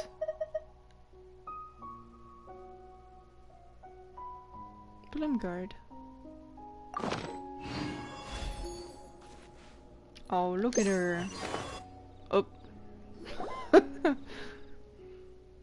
Oh, so the chapel just grows out your head. Well, this doesn't go as we thought. But guess we've got... Oh, this is Paimon. Well, this didn't go as we thought. But guess you got your twin horn chapel now, Soresh. You look much more reliable than before. Of course. I'm the destined Bloom Guard after all. Now I only need to offer myself as sacrifice to extinguish the sign of sword. A posha. And there you go. Ruining our impression of you right away. But since you've got the chapel, Soresh, now we can go find the great song of Corvana thing, right? Paimon remembers Nasujuna saying that we'll need to collect enough of those great songs if we want to perform that rite of his, and then we can pass through the darkness. But who knows if his words can be relied on or not. Oh, this is the rite of mention that? Now, this with Nasjuna you speak of from the order of skeptics? To think that any human remembers that rite. I thought that it had been lost. I did travel alongside human heroes to cross the darkness through the rite and cleanse the impurities tainting the mother tree. Looks like he wasn't mistaken then. But that happened. I was the one who personally used the Kurvana to repair the seal that held the darkness at bay. Later, I was the one who fused the strongest Kurvana collected there into 5 great songs, which I used to purify the land. The skeptics should not have knowledge of the great song's existence if they relied merely on their traditional records. Maybe Nesjuna is just interested in researching documents? Maybe there are some documents he found elsewhere that you don't know about, Zervan. That would make him all the more suspicious. As I understand it, there are indeed others who would be interested in the great songs. As all the same with you there, I believe such small matters should be no obstacle.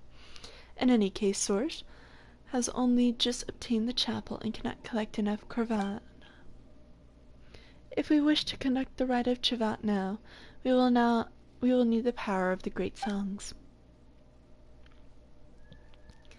At that time, after I first scattered the monsters that had invaded our sea of flowers, the great songs were scattered across the land. Only one has hidden by me within the waters of Sonyara Lake here, kept away from future time of need. Now that Sorge has obtained the authority to touch the great songs, you can first go to attain this one. As for the rest, you shall have to seek them out yourself. Safeguard them well. Do not let them fall into the hands of suspicious people. I would also ask you to take care of Sorge for me. Though she may have obtained the acknowledgement of Kurvana, I fear that wisdom and intelligence have never been prerequisites for becoming a Bloomguard.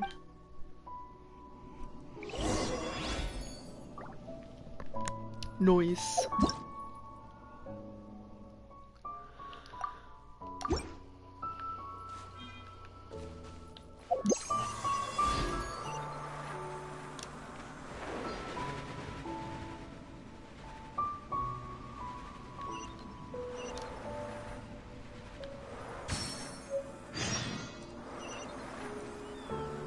Ooh.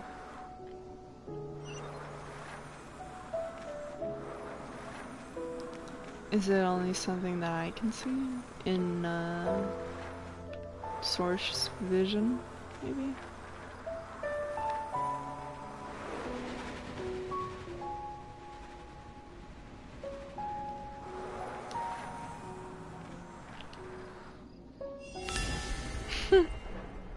Got a little too far.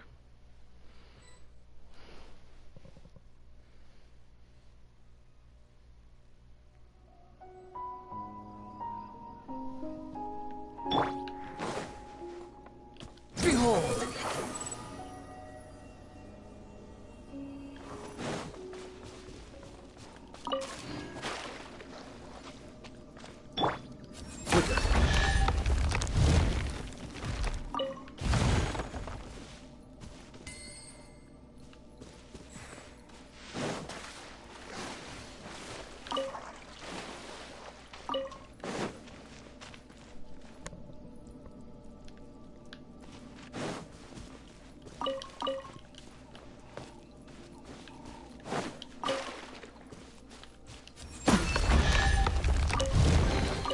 Here you go.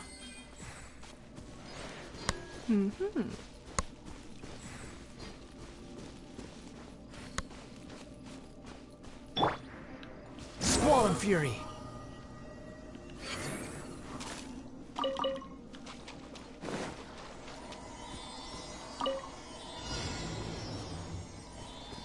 What do I need to do again?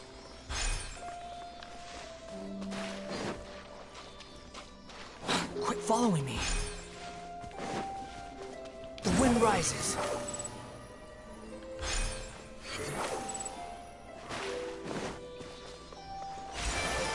Okay.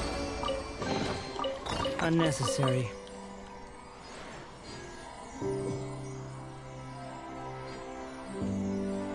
Behold!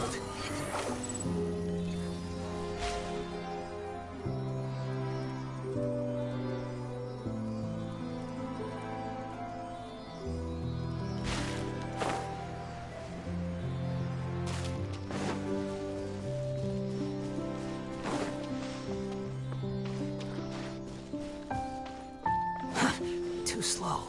Squall and Fury! I guess this one is a different place of hold. Oh, it's all the way over here, huh?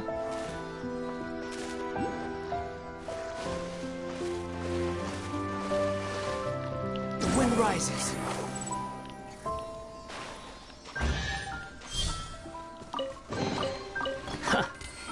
You even want this?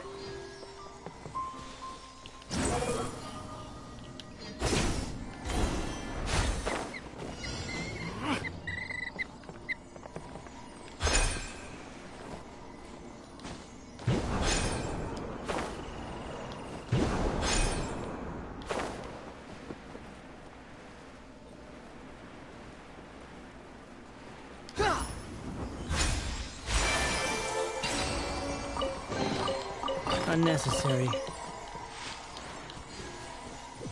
There we go.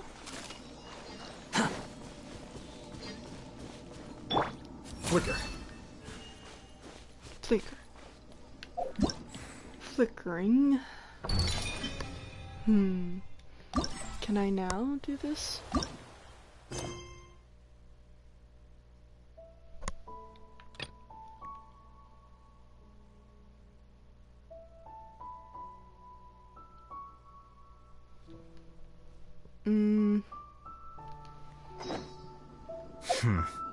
There have been many poor...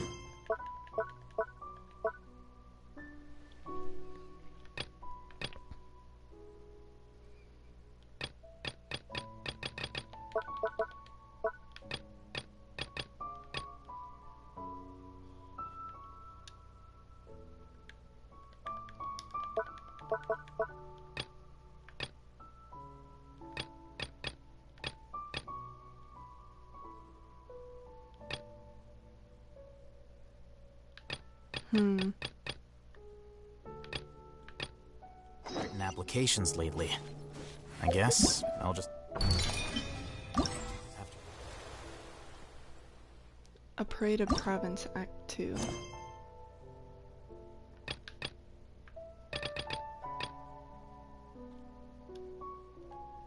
Oh! So that means I need to do this. Reject them all. We're gonna take a slight detour now. I think we got pretty nice and far in that section. And I'm gonna work on this real quick so I can continue the main quest. Well, not quest. The main event that is occurring right now.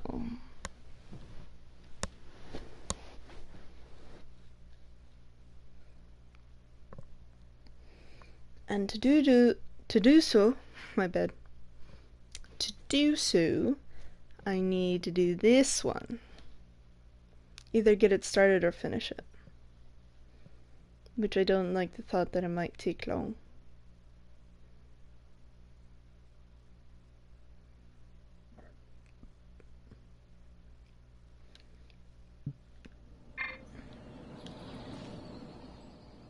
I want to go back to Inazuma. How could this happen to me? What's wrong?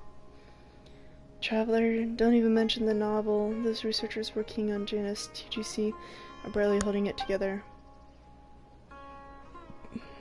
According to a researcher I know quite well, the team encountered all kinds of problems that could only be described as baffling. For example, a Harvatat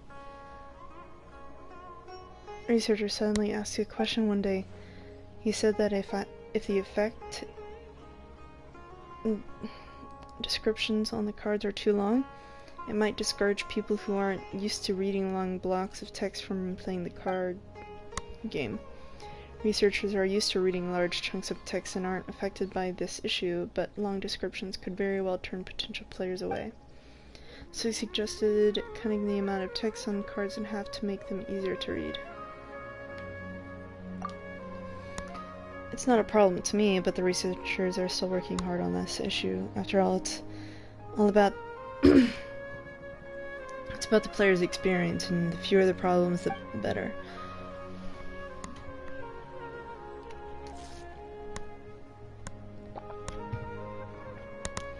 There's even bigger problem. They promised to help me find models for my novel, but something went wrong with that too. Remember I told you earlier about a researcher who asked they'd introduce me to Tonari and Sino and ask them to inspirations for my novel? But they're so busy I don't think I can count on them for a while. The researcher who received me was not able to help me with this, but he gave me the idea. He said Sino sometimes goes to Paspa Cafe to play cards. If I want, I can try my luck there first, or maybe they'll help me get in touch when they're free. By the time they're free, I'll have finished the writing the novel. I guess I'll go myself and see if I can find Sino. If I'm lucky enough to meet Sino at the cafe, how should I even introduce myself to him? What a dilemma. I know Sino? Really? That's amazing. How did you, you know what? I'm not gonna pry further. What are we waiting for? Let's head to the cafe right now and hope we'll be able to catch Sino.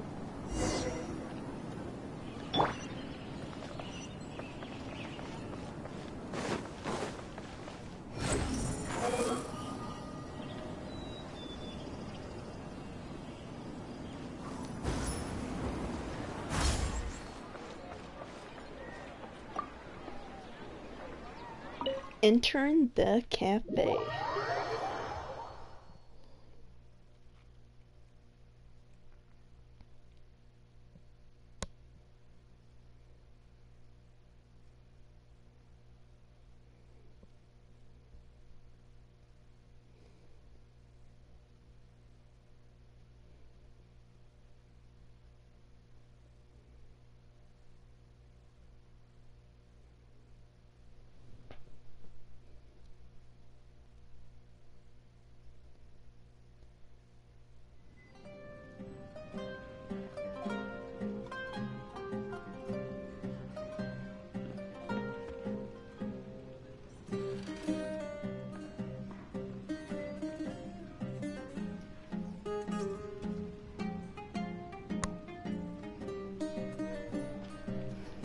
Let's see.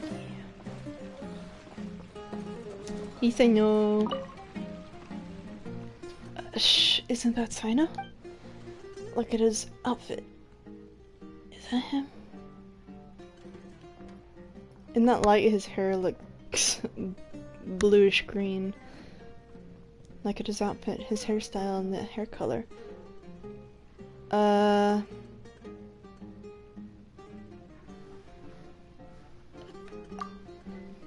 Really? That's great. I'm working on the third book of King of Invocations. This time I'm not going to base it on gameplay mechanics of the genus. I'm going to create an all-new way of playing. For instance, I could get all cards to be suspended mid-air on the field. Players will have to collect cards as they consider their next move, all the while preventing their opponent from collecting cards themselves. Haha, I'm getting excited just thinking about it. Why don't we have time?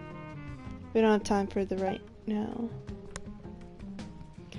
Trevor, please ask Sino to be the model for the novel. I'm counting on you. I love how he's like literally 10 feet away. This combination of card isn't so bad.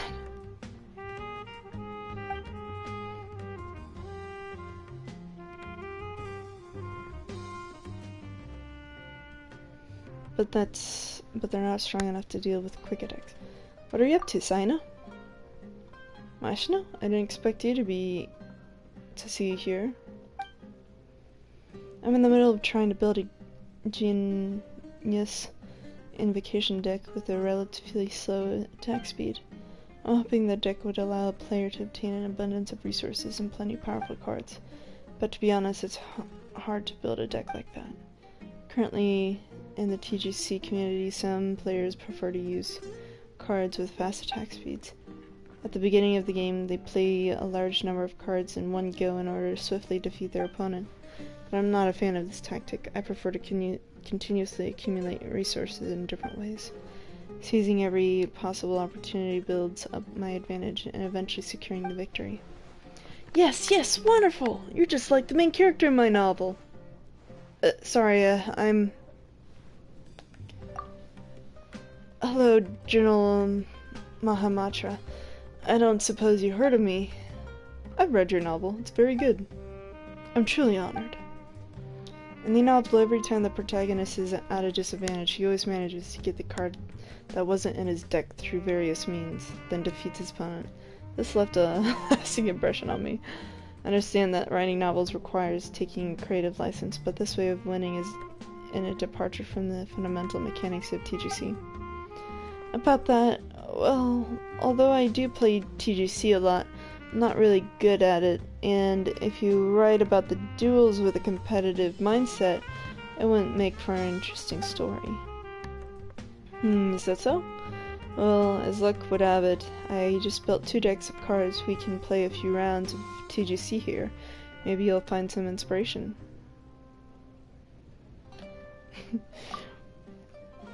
Playing with you? I'd love to, but the truth is... About Fukumoto's request. You're asking me to model for the illustrations in King of Invocations? That's certainly no problem. Great. Traveler, quickly, help me take some pictures.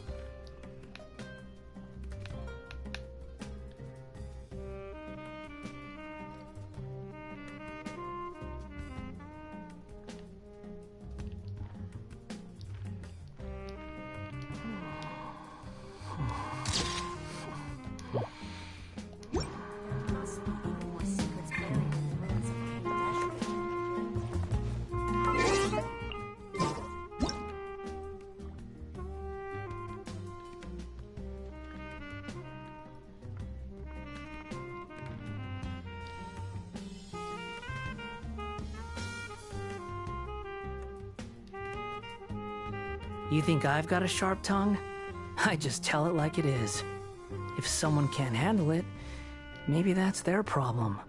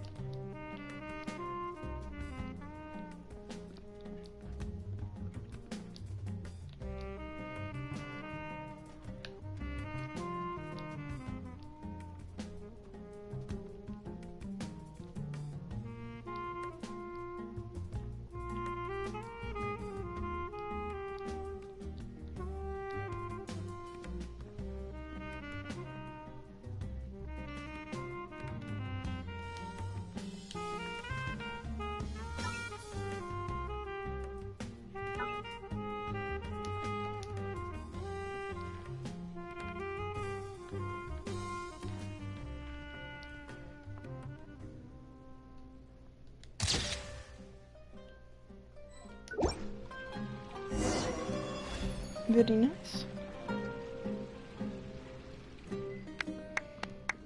This has been big help. I'm sure Asagiri will make excellent illustration. Thank you very much, Sino. I'll be sure to send you a copy of the novel as soon as it's published. Sino, the 2 decks you're holding are... Didn't you promise to play a few games of TGC with me earlier? I'm not very good at travel. You're definitely better than me. You're better at this. The matter is settled. Here, take this quick deck. I'm going to use this relatively slow deck to see how I can deal with your attacks. I'll do my best, I know.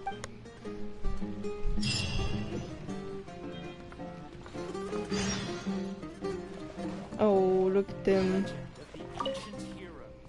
Your plate style is so slow and deliberate. It's just an intuitive strategy.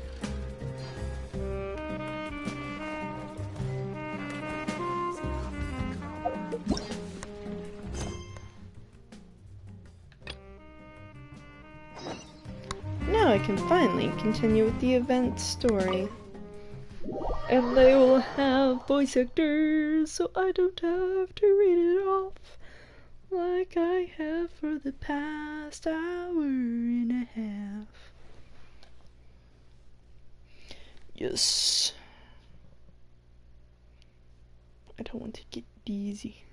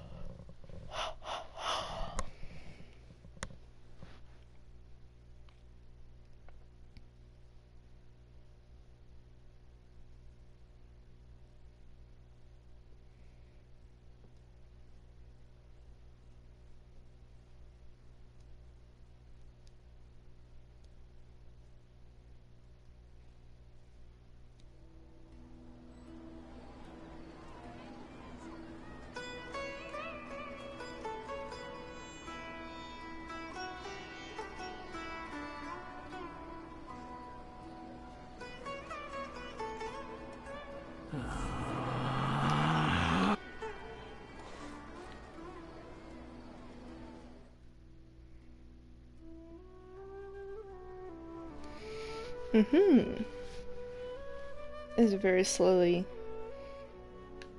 Okay.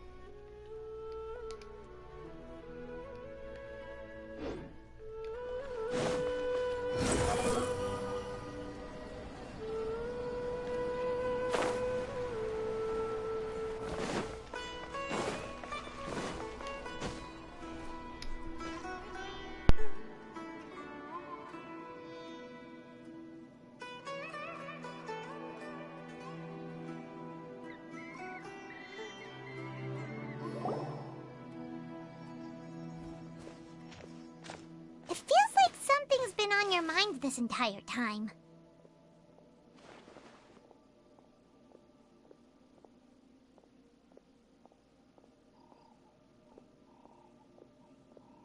Traveler, Paimon. I finally found you. Finally? Did something happen? Don't you feel like there's something off about this year's Academia Extravaganza? When Candace and I were at the cafe earlier, we might have caught sight of some mercs on business. Thing is, they were disguised as tourists here to shop. But no disguise can mask the stench of blood. Just from their suspicious looks, I bet they do dirty work like kidnapping or assassinations. We eavesdropped on them for a while. Their target seems to be someone called Sachin. Sachin? Isn't that the person who Karina mentioned during the opening ceremony?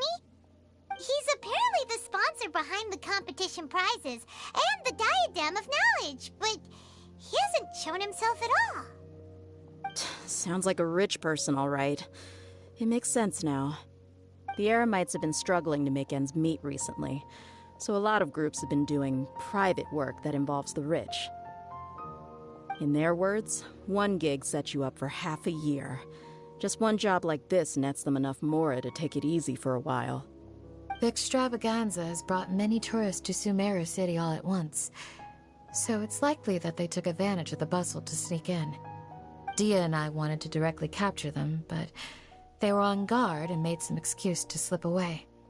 I would have tied him up if it wouldn't have caused a scene. Who's legally supposed to take care of this kind of thing?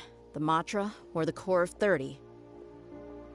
If Sino were here, he'd definitely get involved. Why don't we head over to the Academia and tell Amatra? Thanks a million, you two. Not at all. It was coincidence on our part as well. Yeah, don't sweat it. The Eremite's reputation is gonna get even worse if these scumbags succeed. But this is Sumeru City. Candace and I don't have as much freedom to act here, so we're leaving this in your hands. Should you require our aid, come find us at the cafe.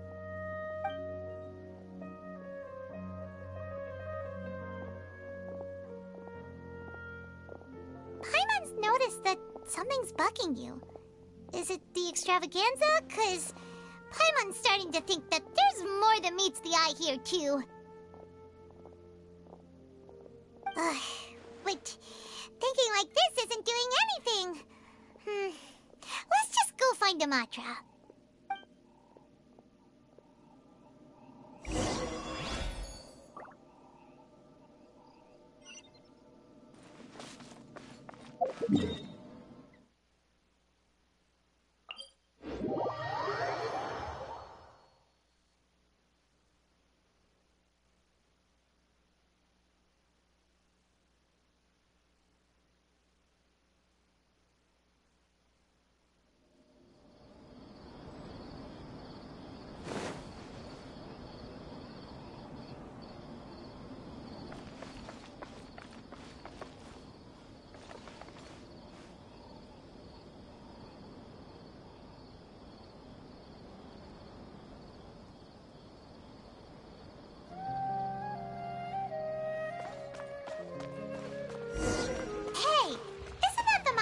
Investigated Surat? Hello, both. It's been a while. Do you have any issues to report? Someone's planning to kidnap Sachin. Goodness. Though I suppose it's not all that surprising. The growing popularity of the extravaganza has given him quite the reputation boost as its sponsor. He's seen as one of these super rich types. Well, since he's got a target on his back now, shouldn't you send some people to protect him? To tell you the truth, we've thought about doing just that.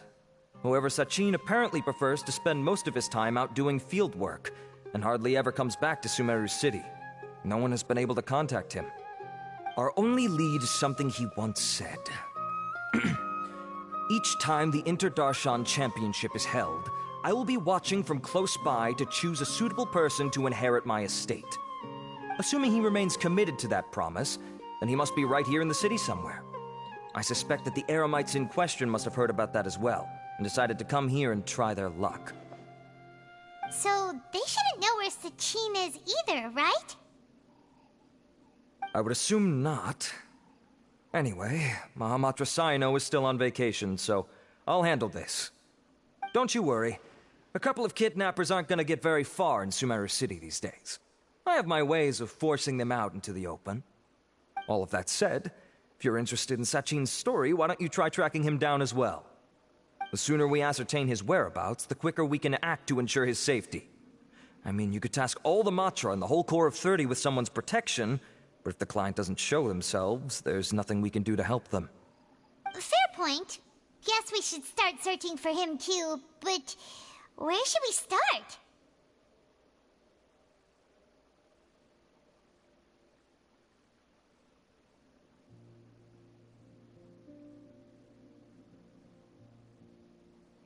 None, I'm afraid.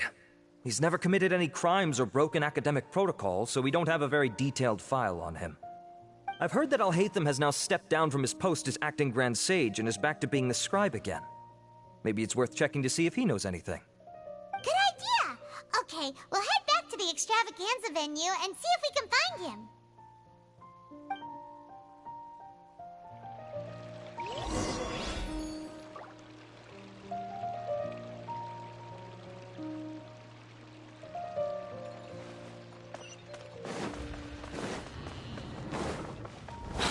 Squall and Fury!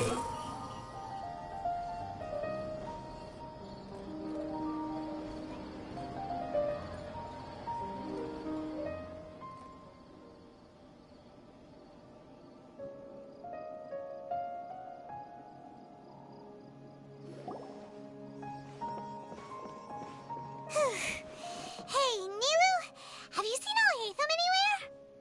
Alhaitham? Why, what is it? We're trying to track down someone and we need him to pull up some records for us. Oh, I see. Sorry, I don't know where he went. He's always the first to leave after the competition ends, and he never tells anyone where he'll be going.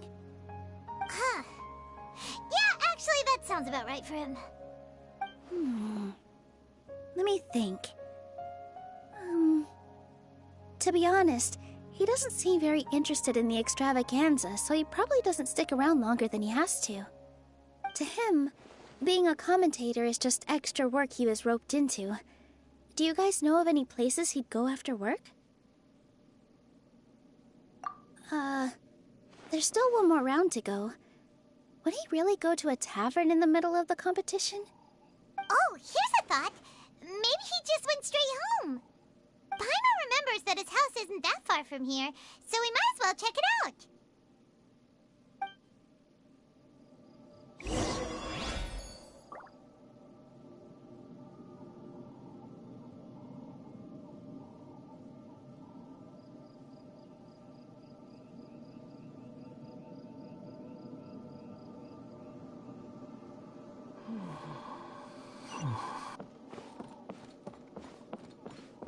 Behold!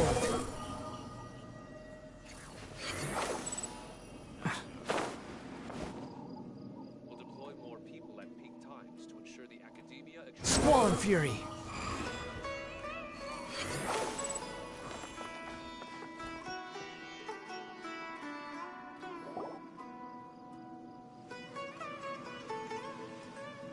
Let's try knocking.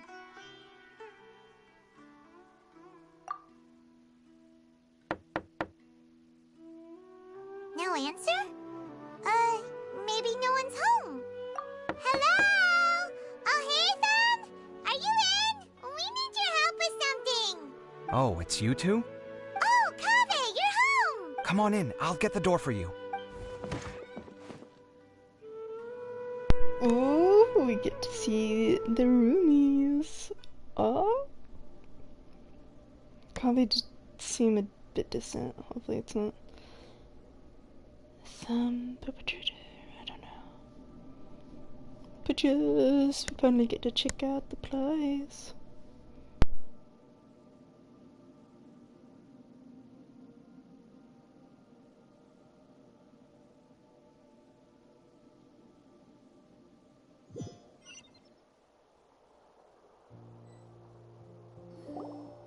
We didn't hear a peep when we first knocked. We thought no one was home. Well, I can't be too careful. If someone from the academia came here looking for Alhaitham, and I opened the door for them without thinking, before long the whole city would know that I'm living here. You're pretty conscientious about this, huh? So, what happens if someone comes inside looking for him while you're at home?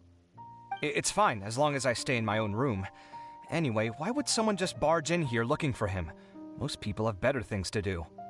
Fair enough. So do you know where he is at the moment? What do you think? Who knows what he does in his free time? All that matters to me is that he's out of the house. I wouldn't call it that. He's just incapable of saying anything pleasant at all. I told him how the second round went. I won the lot draw, remember? Because of good karma, of course. My luck's on the rise. But him, being him... Oh, you wouldn't believe what he said after I was done talking! You're always quick to remind me that you're my upperclassman, and yet you do not problem solve in the manner becoming of an upperclassman. This begs the question of why we attach prestige to seniority at all. What does he mean, manner becoming of an upperclassman? What, am I supposed to earn the title of upperclassman now? And he didn't stop there. I'd encourage you to reflect on why you've ended up having to rely on luck every round. Frankly, it's incomprehensible to me how you've managed to make it to this age without acknowledging the proverbial elephant in the room of your life. Yeah, that does sound like something Alhaitham would say. I've had it with him. Every time I talk to him, it's the same way. He finds a way to infuriate me every single time. Anyway, the disdain is very much mutual between us, so I'll be moving out as soon as possible. I'm actually packing my things right now. He'll have to get used to doing his own cleaning and tidying from now on. See those perfectly hung paintings on the walls? They're coming with me too. If his life wasn't utterly devoid of artistic sensibility already, it certainly will be after today. Wait, you're moving out already? But the competition isn't even over yet. How can you afford it? Well, obviously I can't just yet. I'm just packing early to get ahead of the game. I've got my new place picked out already. The moment I have my hands on the prize money, I'm going to buy it and move my things right in. It'll take me 3 days tops to move out of here for good. I now know what I have to do to achieve this goal. No matter what happens in the third round, I will win. I will emerge triumphant. You'll see. Well, we'll be rooting for you. But are you sure you'll be all right? In what way? Layla said that she thinks you'll get caught up in internal conflict. Meaning what exactly? Oh, don't tell me you think I have serious personality flaws too. Oh, we didn't say that. But think about it. You say you want to win, but you also turned Farozan down when she offered to give you her points. Plus, you took it upon yourself to help those desert foxes. Wait, what's so unusual about all that? I gave you my reasons. I would have felt guilty otherwise. Where's the conflict in that?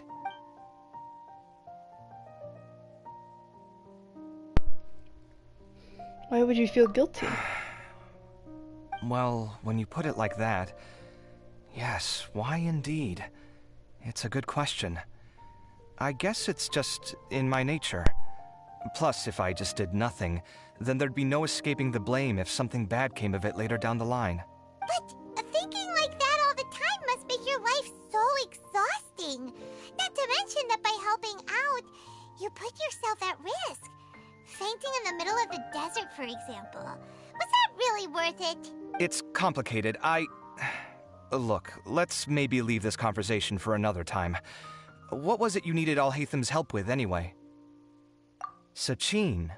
Huh. He did actually mention a Sachin recently. I remember he brought a few documents home that day. He was thinking out loud as he looked through them, making some notes and doodling as he went. He even suggested that I should take a look, but I didn't. Give me a moment. Let me go find them.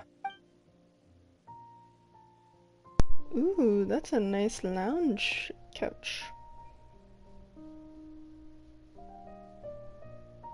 I'm curious to look around their house.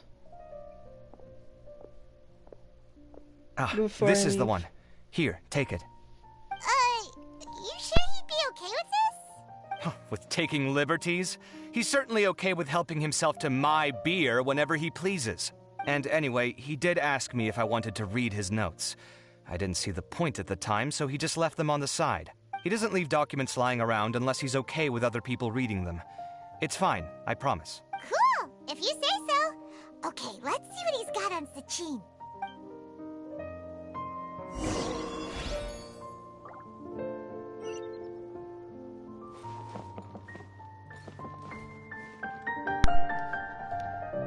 These are some big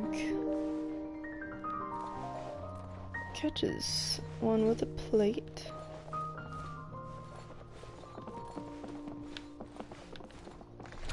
This is definitely comfy. I guess this would be Alhaitham's room of reading and writing and sitting down. And eventually sometimes here at the window eating and reading again. So that would be Alhaitham's side. Over here, probably Kave's. And probably their bedrooms. And then this would be their lounge room. I do like it though, it's very comfy looking. Okay, block of text. Whew. Sachin was born to a wealthy family, and his father, Rajput, was a renowned merchant in Sumeru with many properties to his name.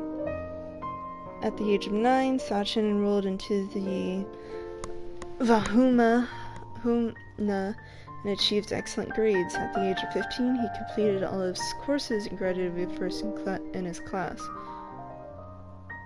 His accomplishments greatly lauded by the sages. By the age of 16, Sachin ventured out and began to research the local environment and customs. His travels took him through Sumeru's rainforests and deserts. When Sachin was 23 years old, his father, Aruput, passed away.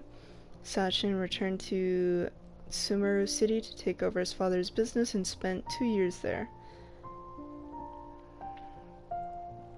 At the age of 25, Sachin once again ventured into the desert to conduct field research. Records show that he traveled with a caravan and lived in Aru village for a period of time. At the age of 32, Sachin returned to Sumeru City. The period of time is pretty long, man. 7 years. Returned to Sumeru City, he looked withered and weary, his mental state in shambles, which speculation arose amongst outsiders, but Sachin locked himself in his room and did not respond. At the age of 33, Sachin entrusted all of his properties to the academia and pleaded to donate all proceeds to the academia. Then he wrote a contract regarding the use of the proceeds and property ownership. The following is an excerpt quoted from Sachin when the contract was signed. A minimum of 30% of all revenue generated from the business will be used to fund prizes for the Interdarshan Championship, which will encourage young prodigies to actively participate in this competition. I will also be donating my entire collection, the most prominent item of which, the Diadem of Knowledge, will serve as a symbol of great honor to the Interdarshan Championship. Only the winner of the competition may wear it.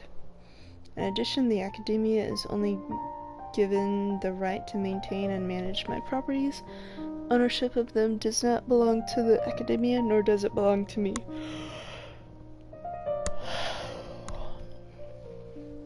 Each year when the Interdarshan Championship is held, I will keep a close eye on each candidate.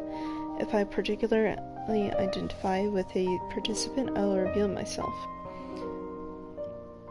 I will then bequeath all of my wealth to this individual whom I judge worthy of my acknowledgement.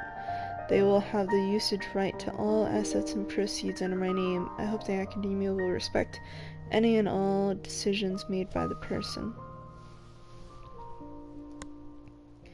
After the contract came into effect, Sachin returned to the desert to continue his investigations, but there has been no word from him since then.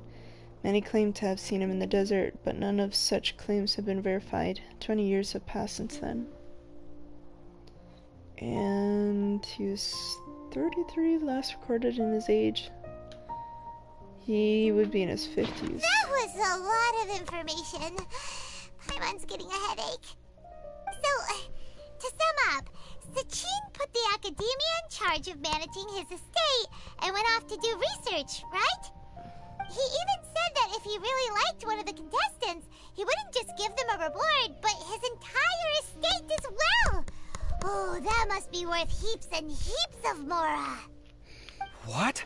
Are you serious? All of Sachin's wealth, that's more than I could spend in a lifetime, surely. Heck, if I got chosen, I'd be able to pay off all my debts, then buy a new place, and still have cash to burn. I could build another Palace of Alcazar's Array, except this time, I'd make it 10 times bigger. Then there's that new project in Port Ormos, of course. The bridge renovation. To do it properly would take upwards of... Hey, snap out of it! You're getting way ahead of yourself there, mister! You're right. First I need to focus on winning and moving out of this place. Huh? Wait a moment. There's a loose slip of paper tucked in between these pages. Did Alhaitham write this? It looks like he was jotting ideas down as he was thinking things over. Let's see. Two phrases have been circled. Sachin, dead or alive, unknown. And diadem of knowledge. Some of this stuff is just plain incomprehensible. Is this written in some other language? Let me see. Huh. I recognize this script. Give me a second. Lofty ideals may provide no defense at all against nihilism, but perhaps little decisions can. That's a rough translation anyway. I can't guarantee it's 100% accurate. There's another smaller line of text underneath. Wow! It's so cool that you can actually read. We worked together on a project once when we were students. The title was Decoding the Runes and Architectural Philosophy of the Ruins of King Deshret's Civilization. I had to familiarize myself a little with this script at the time. Oh, interesting. So, any idea what Alhaitham meant by all this? Who knows? The way his mind works is one of the great mysteries of the world. Fair enough. Well, guess we've learned all we can here.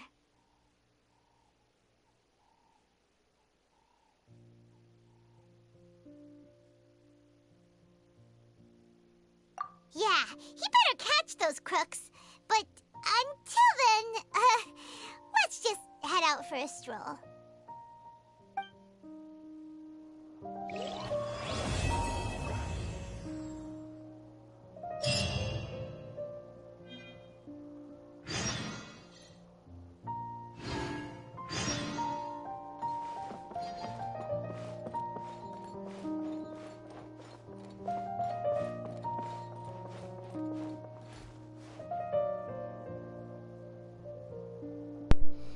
So, since that is Alhaitham's workroom, I really do think one of these rooms would have to be Kave's both bedroom and workroom, and then somewhere down here would have to be Alhaitham's bedroom, kitchen, and then the main kitchen area, and then just here being the lounge room.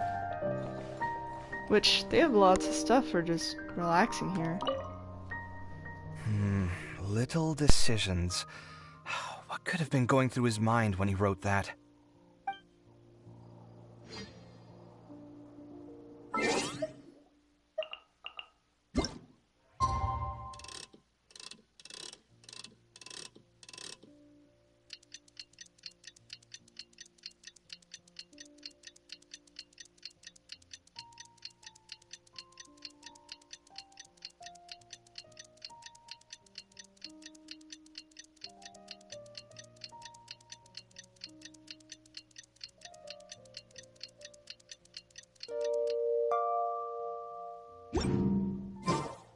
I've just heard that the Matra have arrested some Eremites who snuck into the city. Maybe they were the ones.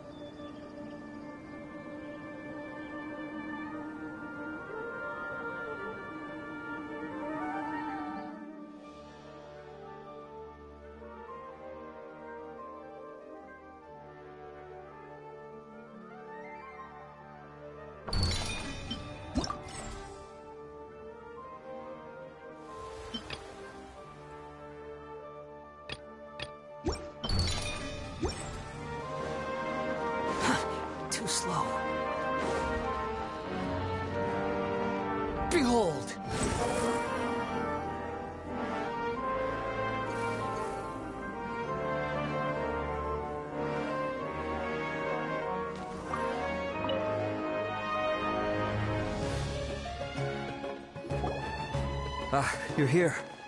Sorry, I was just about to send someone to inform you. I only just finished interrogating the suspects. What did you find out? Well, lots of unexpected details, let's put it that way. The mercs themselves were surprisingly easy to catch. We just had someone dress up as Sachin and they took the bait. But then it starts to get messy. During the interrogation, we learned that they were hired by Sachin's own child. What? Why would someone want to kidnap their own father? What's up with that? It's anybody's guess at this point. In any event, apparently the guys we caught are just the tip of the iceberg. Most of them are still snooping around outside the city. We're diverting manpower as we speak to try and round them all up. Would you like to come along? Sure! Let's go get to the bottom of all this!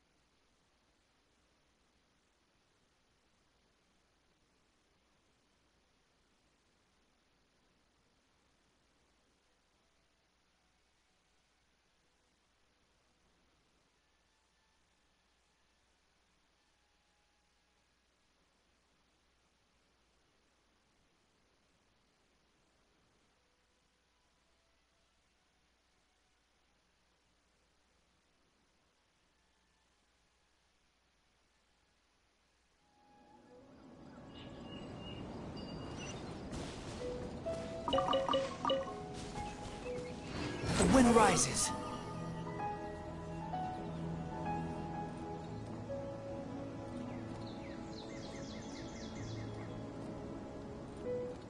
Yeah.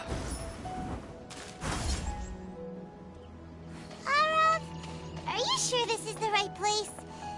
Something feels off. I'm positive. But I don't understand why they're all unconscious on the ground.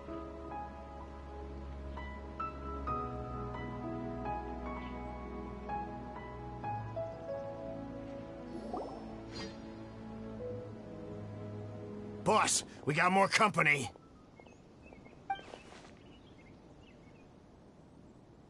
Look, we were just doing what we were paid to do. You're punishing the wrong people here. You want the real culprit? It's this guy. He hired us to kidnap Sachin. What happened? Who beat you all up? Wait, you mean you aren't with them? With who? Who did this? First there was this flying brat. Didn't bother asking any questions, just started throwing punches. After that, some guy wearing green came along and interrogated us for a bit. First, Kazuma, then... I'll hate them! I've got the confirmation I needed. This is the one who masterminded this whole plot. Jawani, Sachin's son. If you have any questions for him, now's your chance to ask them. When you're done, I'm arresting them all and taking them back to the Academia for further interrogation. So why did you hire people to kidnap Sachin? What do you think? 20 years ago, he upped and left to go and live a carefree life, not giving a second thought for my welfare. As if that's not bad enough already, he went and put his entire fortune in the care of the Academia, along with a contract saying that one day he'd pass it all on to a genius he admired. That's my inheritance, by rights. You expect me to sit back and watch it go to someone else? If he won't give me what's mine, I'll just have to take it from him. Of course! Didn't he say he would be here somewhere, watching the championship from the shadows? So, I figured I'd get some people to nab him. Then I make him change the contract.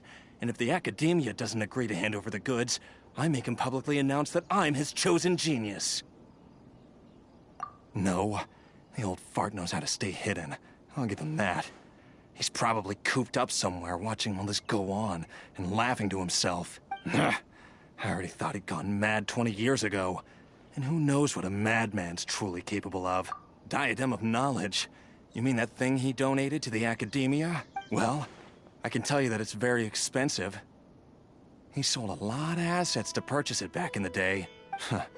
Weird things started happening after he brought it home, too. For example, sometimes we'd hear a high-pitched voice coming from the storage room. Also, before donating it to the Academia, he once shut himself in that same storeroom and researched it non-stop for days. Something was already seriously wrong with him by that point. Nothing he did shocked me. What do you mean, something wrong with him? I only have a vague memory of it, since I was very young at the time. But I have the impression that he went out into the desert for research and didn't return for many years. When he finally did return, he was a changed person. He would mumble incomprehensibly and write essays day and night. I asked if I could see what he'd written, but he chased me out of the room. Later, he went out somewhere and took his written essays with him. When he got back, he signed his contract with the Academia. Part of me wonders whether he'd already stopped being my father by that point. Perhaps the man we called Sachin was a demon from the desert who was wearing his skin. Okay, you can stop now. You're creeping Paimon out. You can believe me or not. Doesn't matter to me. I told you all I know. But if you do see Sachin, tell him this for me. Whatever it is that he's researching out there, he'll always be garbage in my eyes. You finished? In that case, come with us. Well, we finally caught the guy behind all this. Thanks for providing us with the critical information. Do you still have any lingering concerns? Yeah! Al-Haytham's notes do mention that item. Scribe Al-Haytham looked into this matter. Understood. Well, if you believe there to be an issue with the diadem, I'd suggest contacting the organizers and getting them to pause the competitions while we investigate. That makes sense. Okay then, let's get back to the venue. We need to tell Karina what's going on.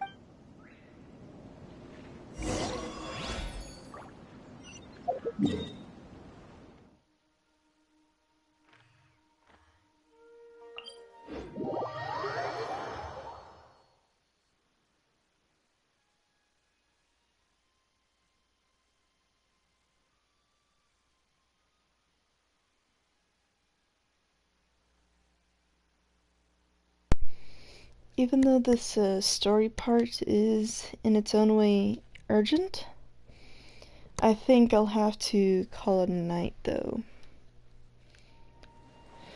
because I'll need to get some sleep, and I'll probably or likely stream tomorrow night. And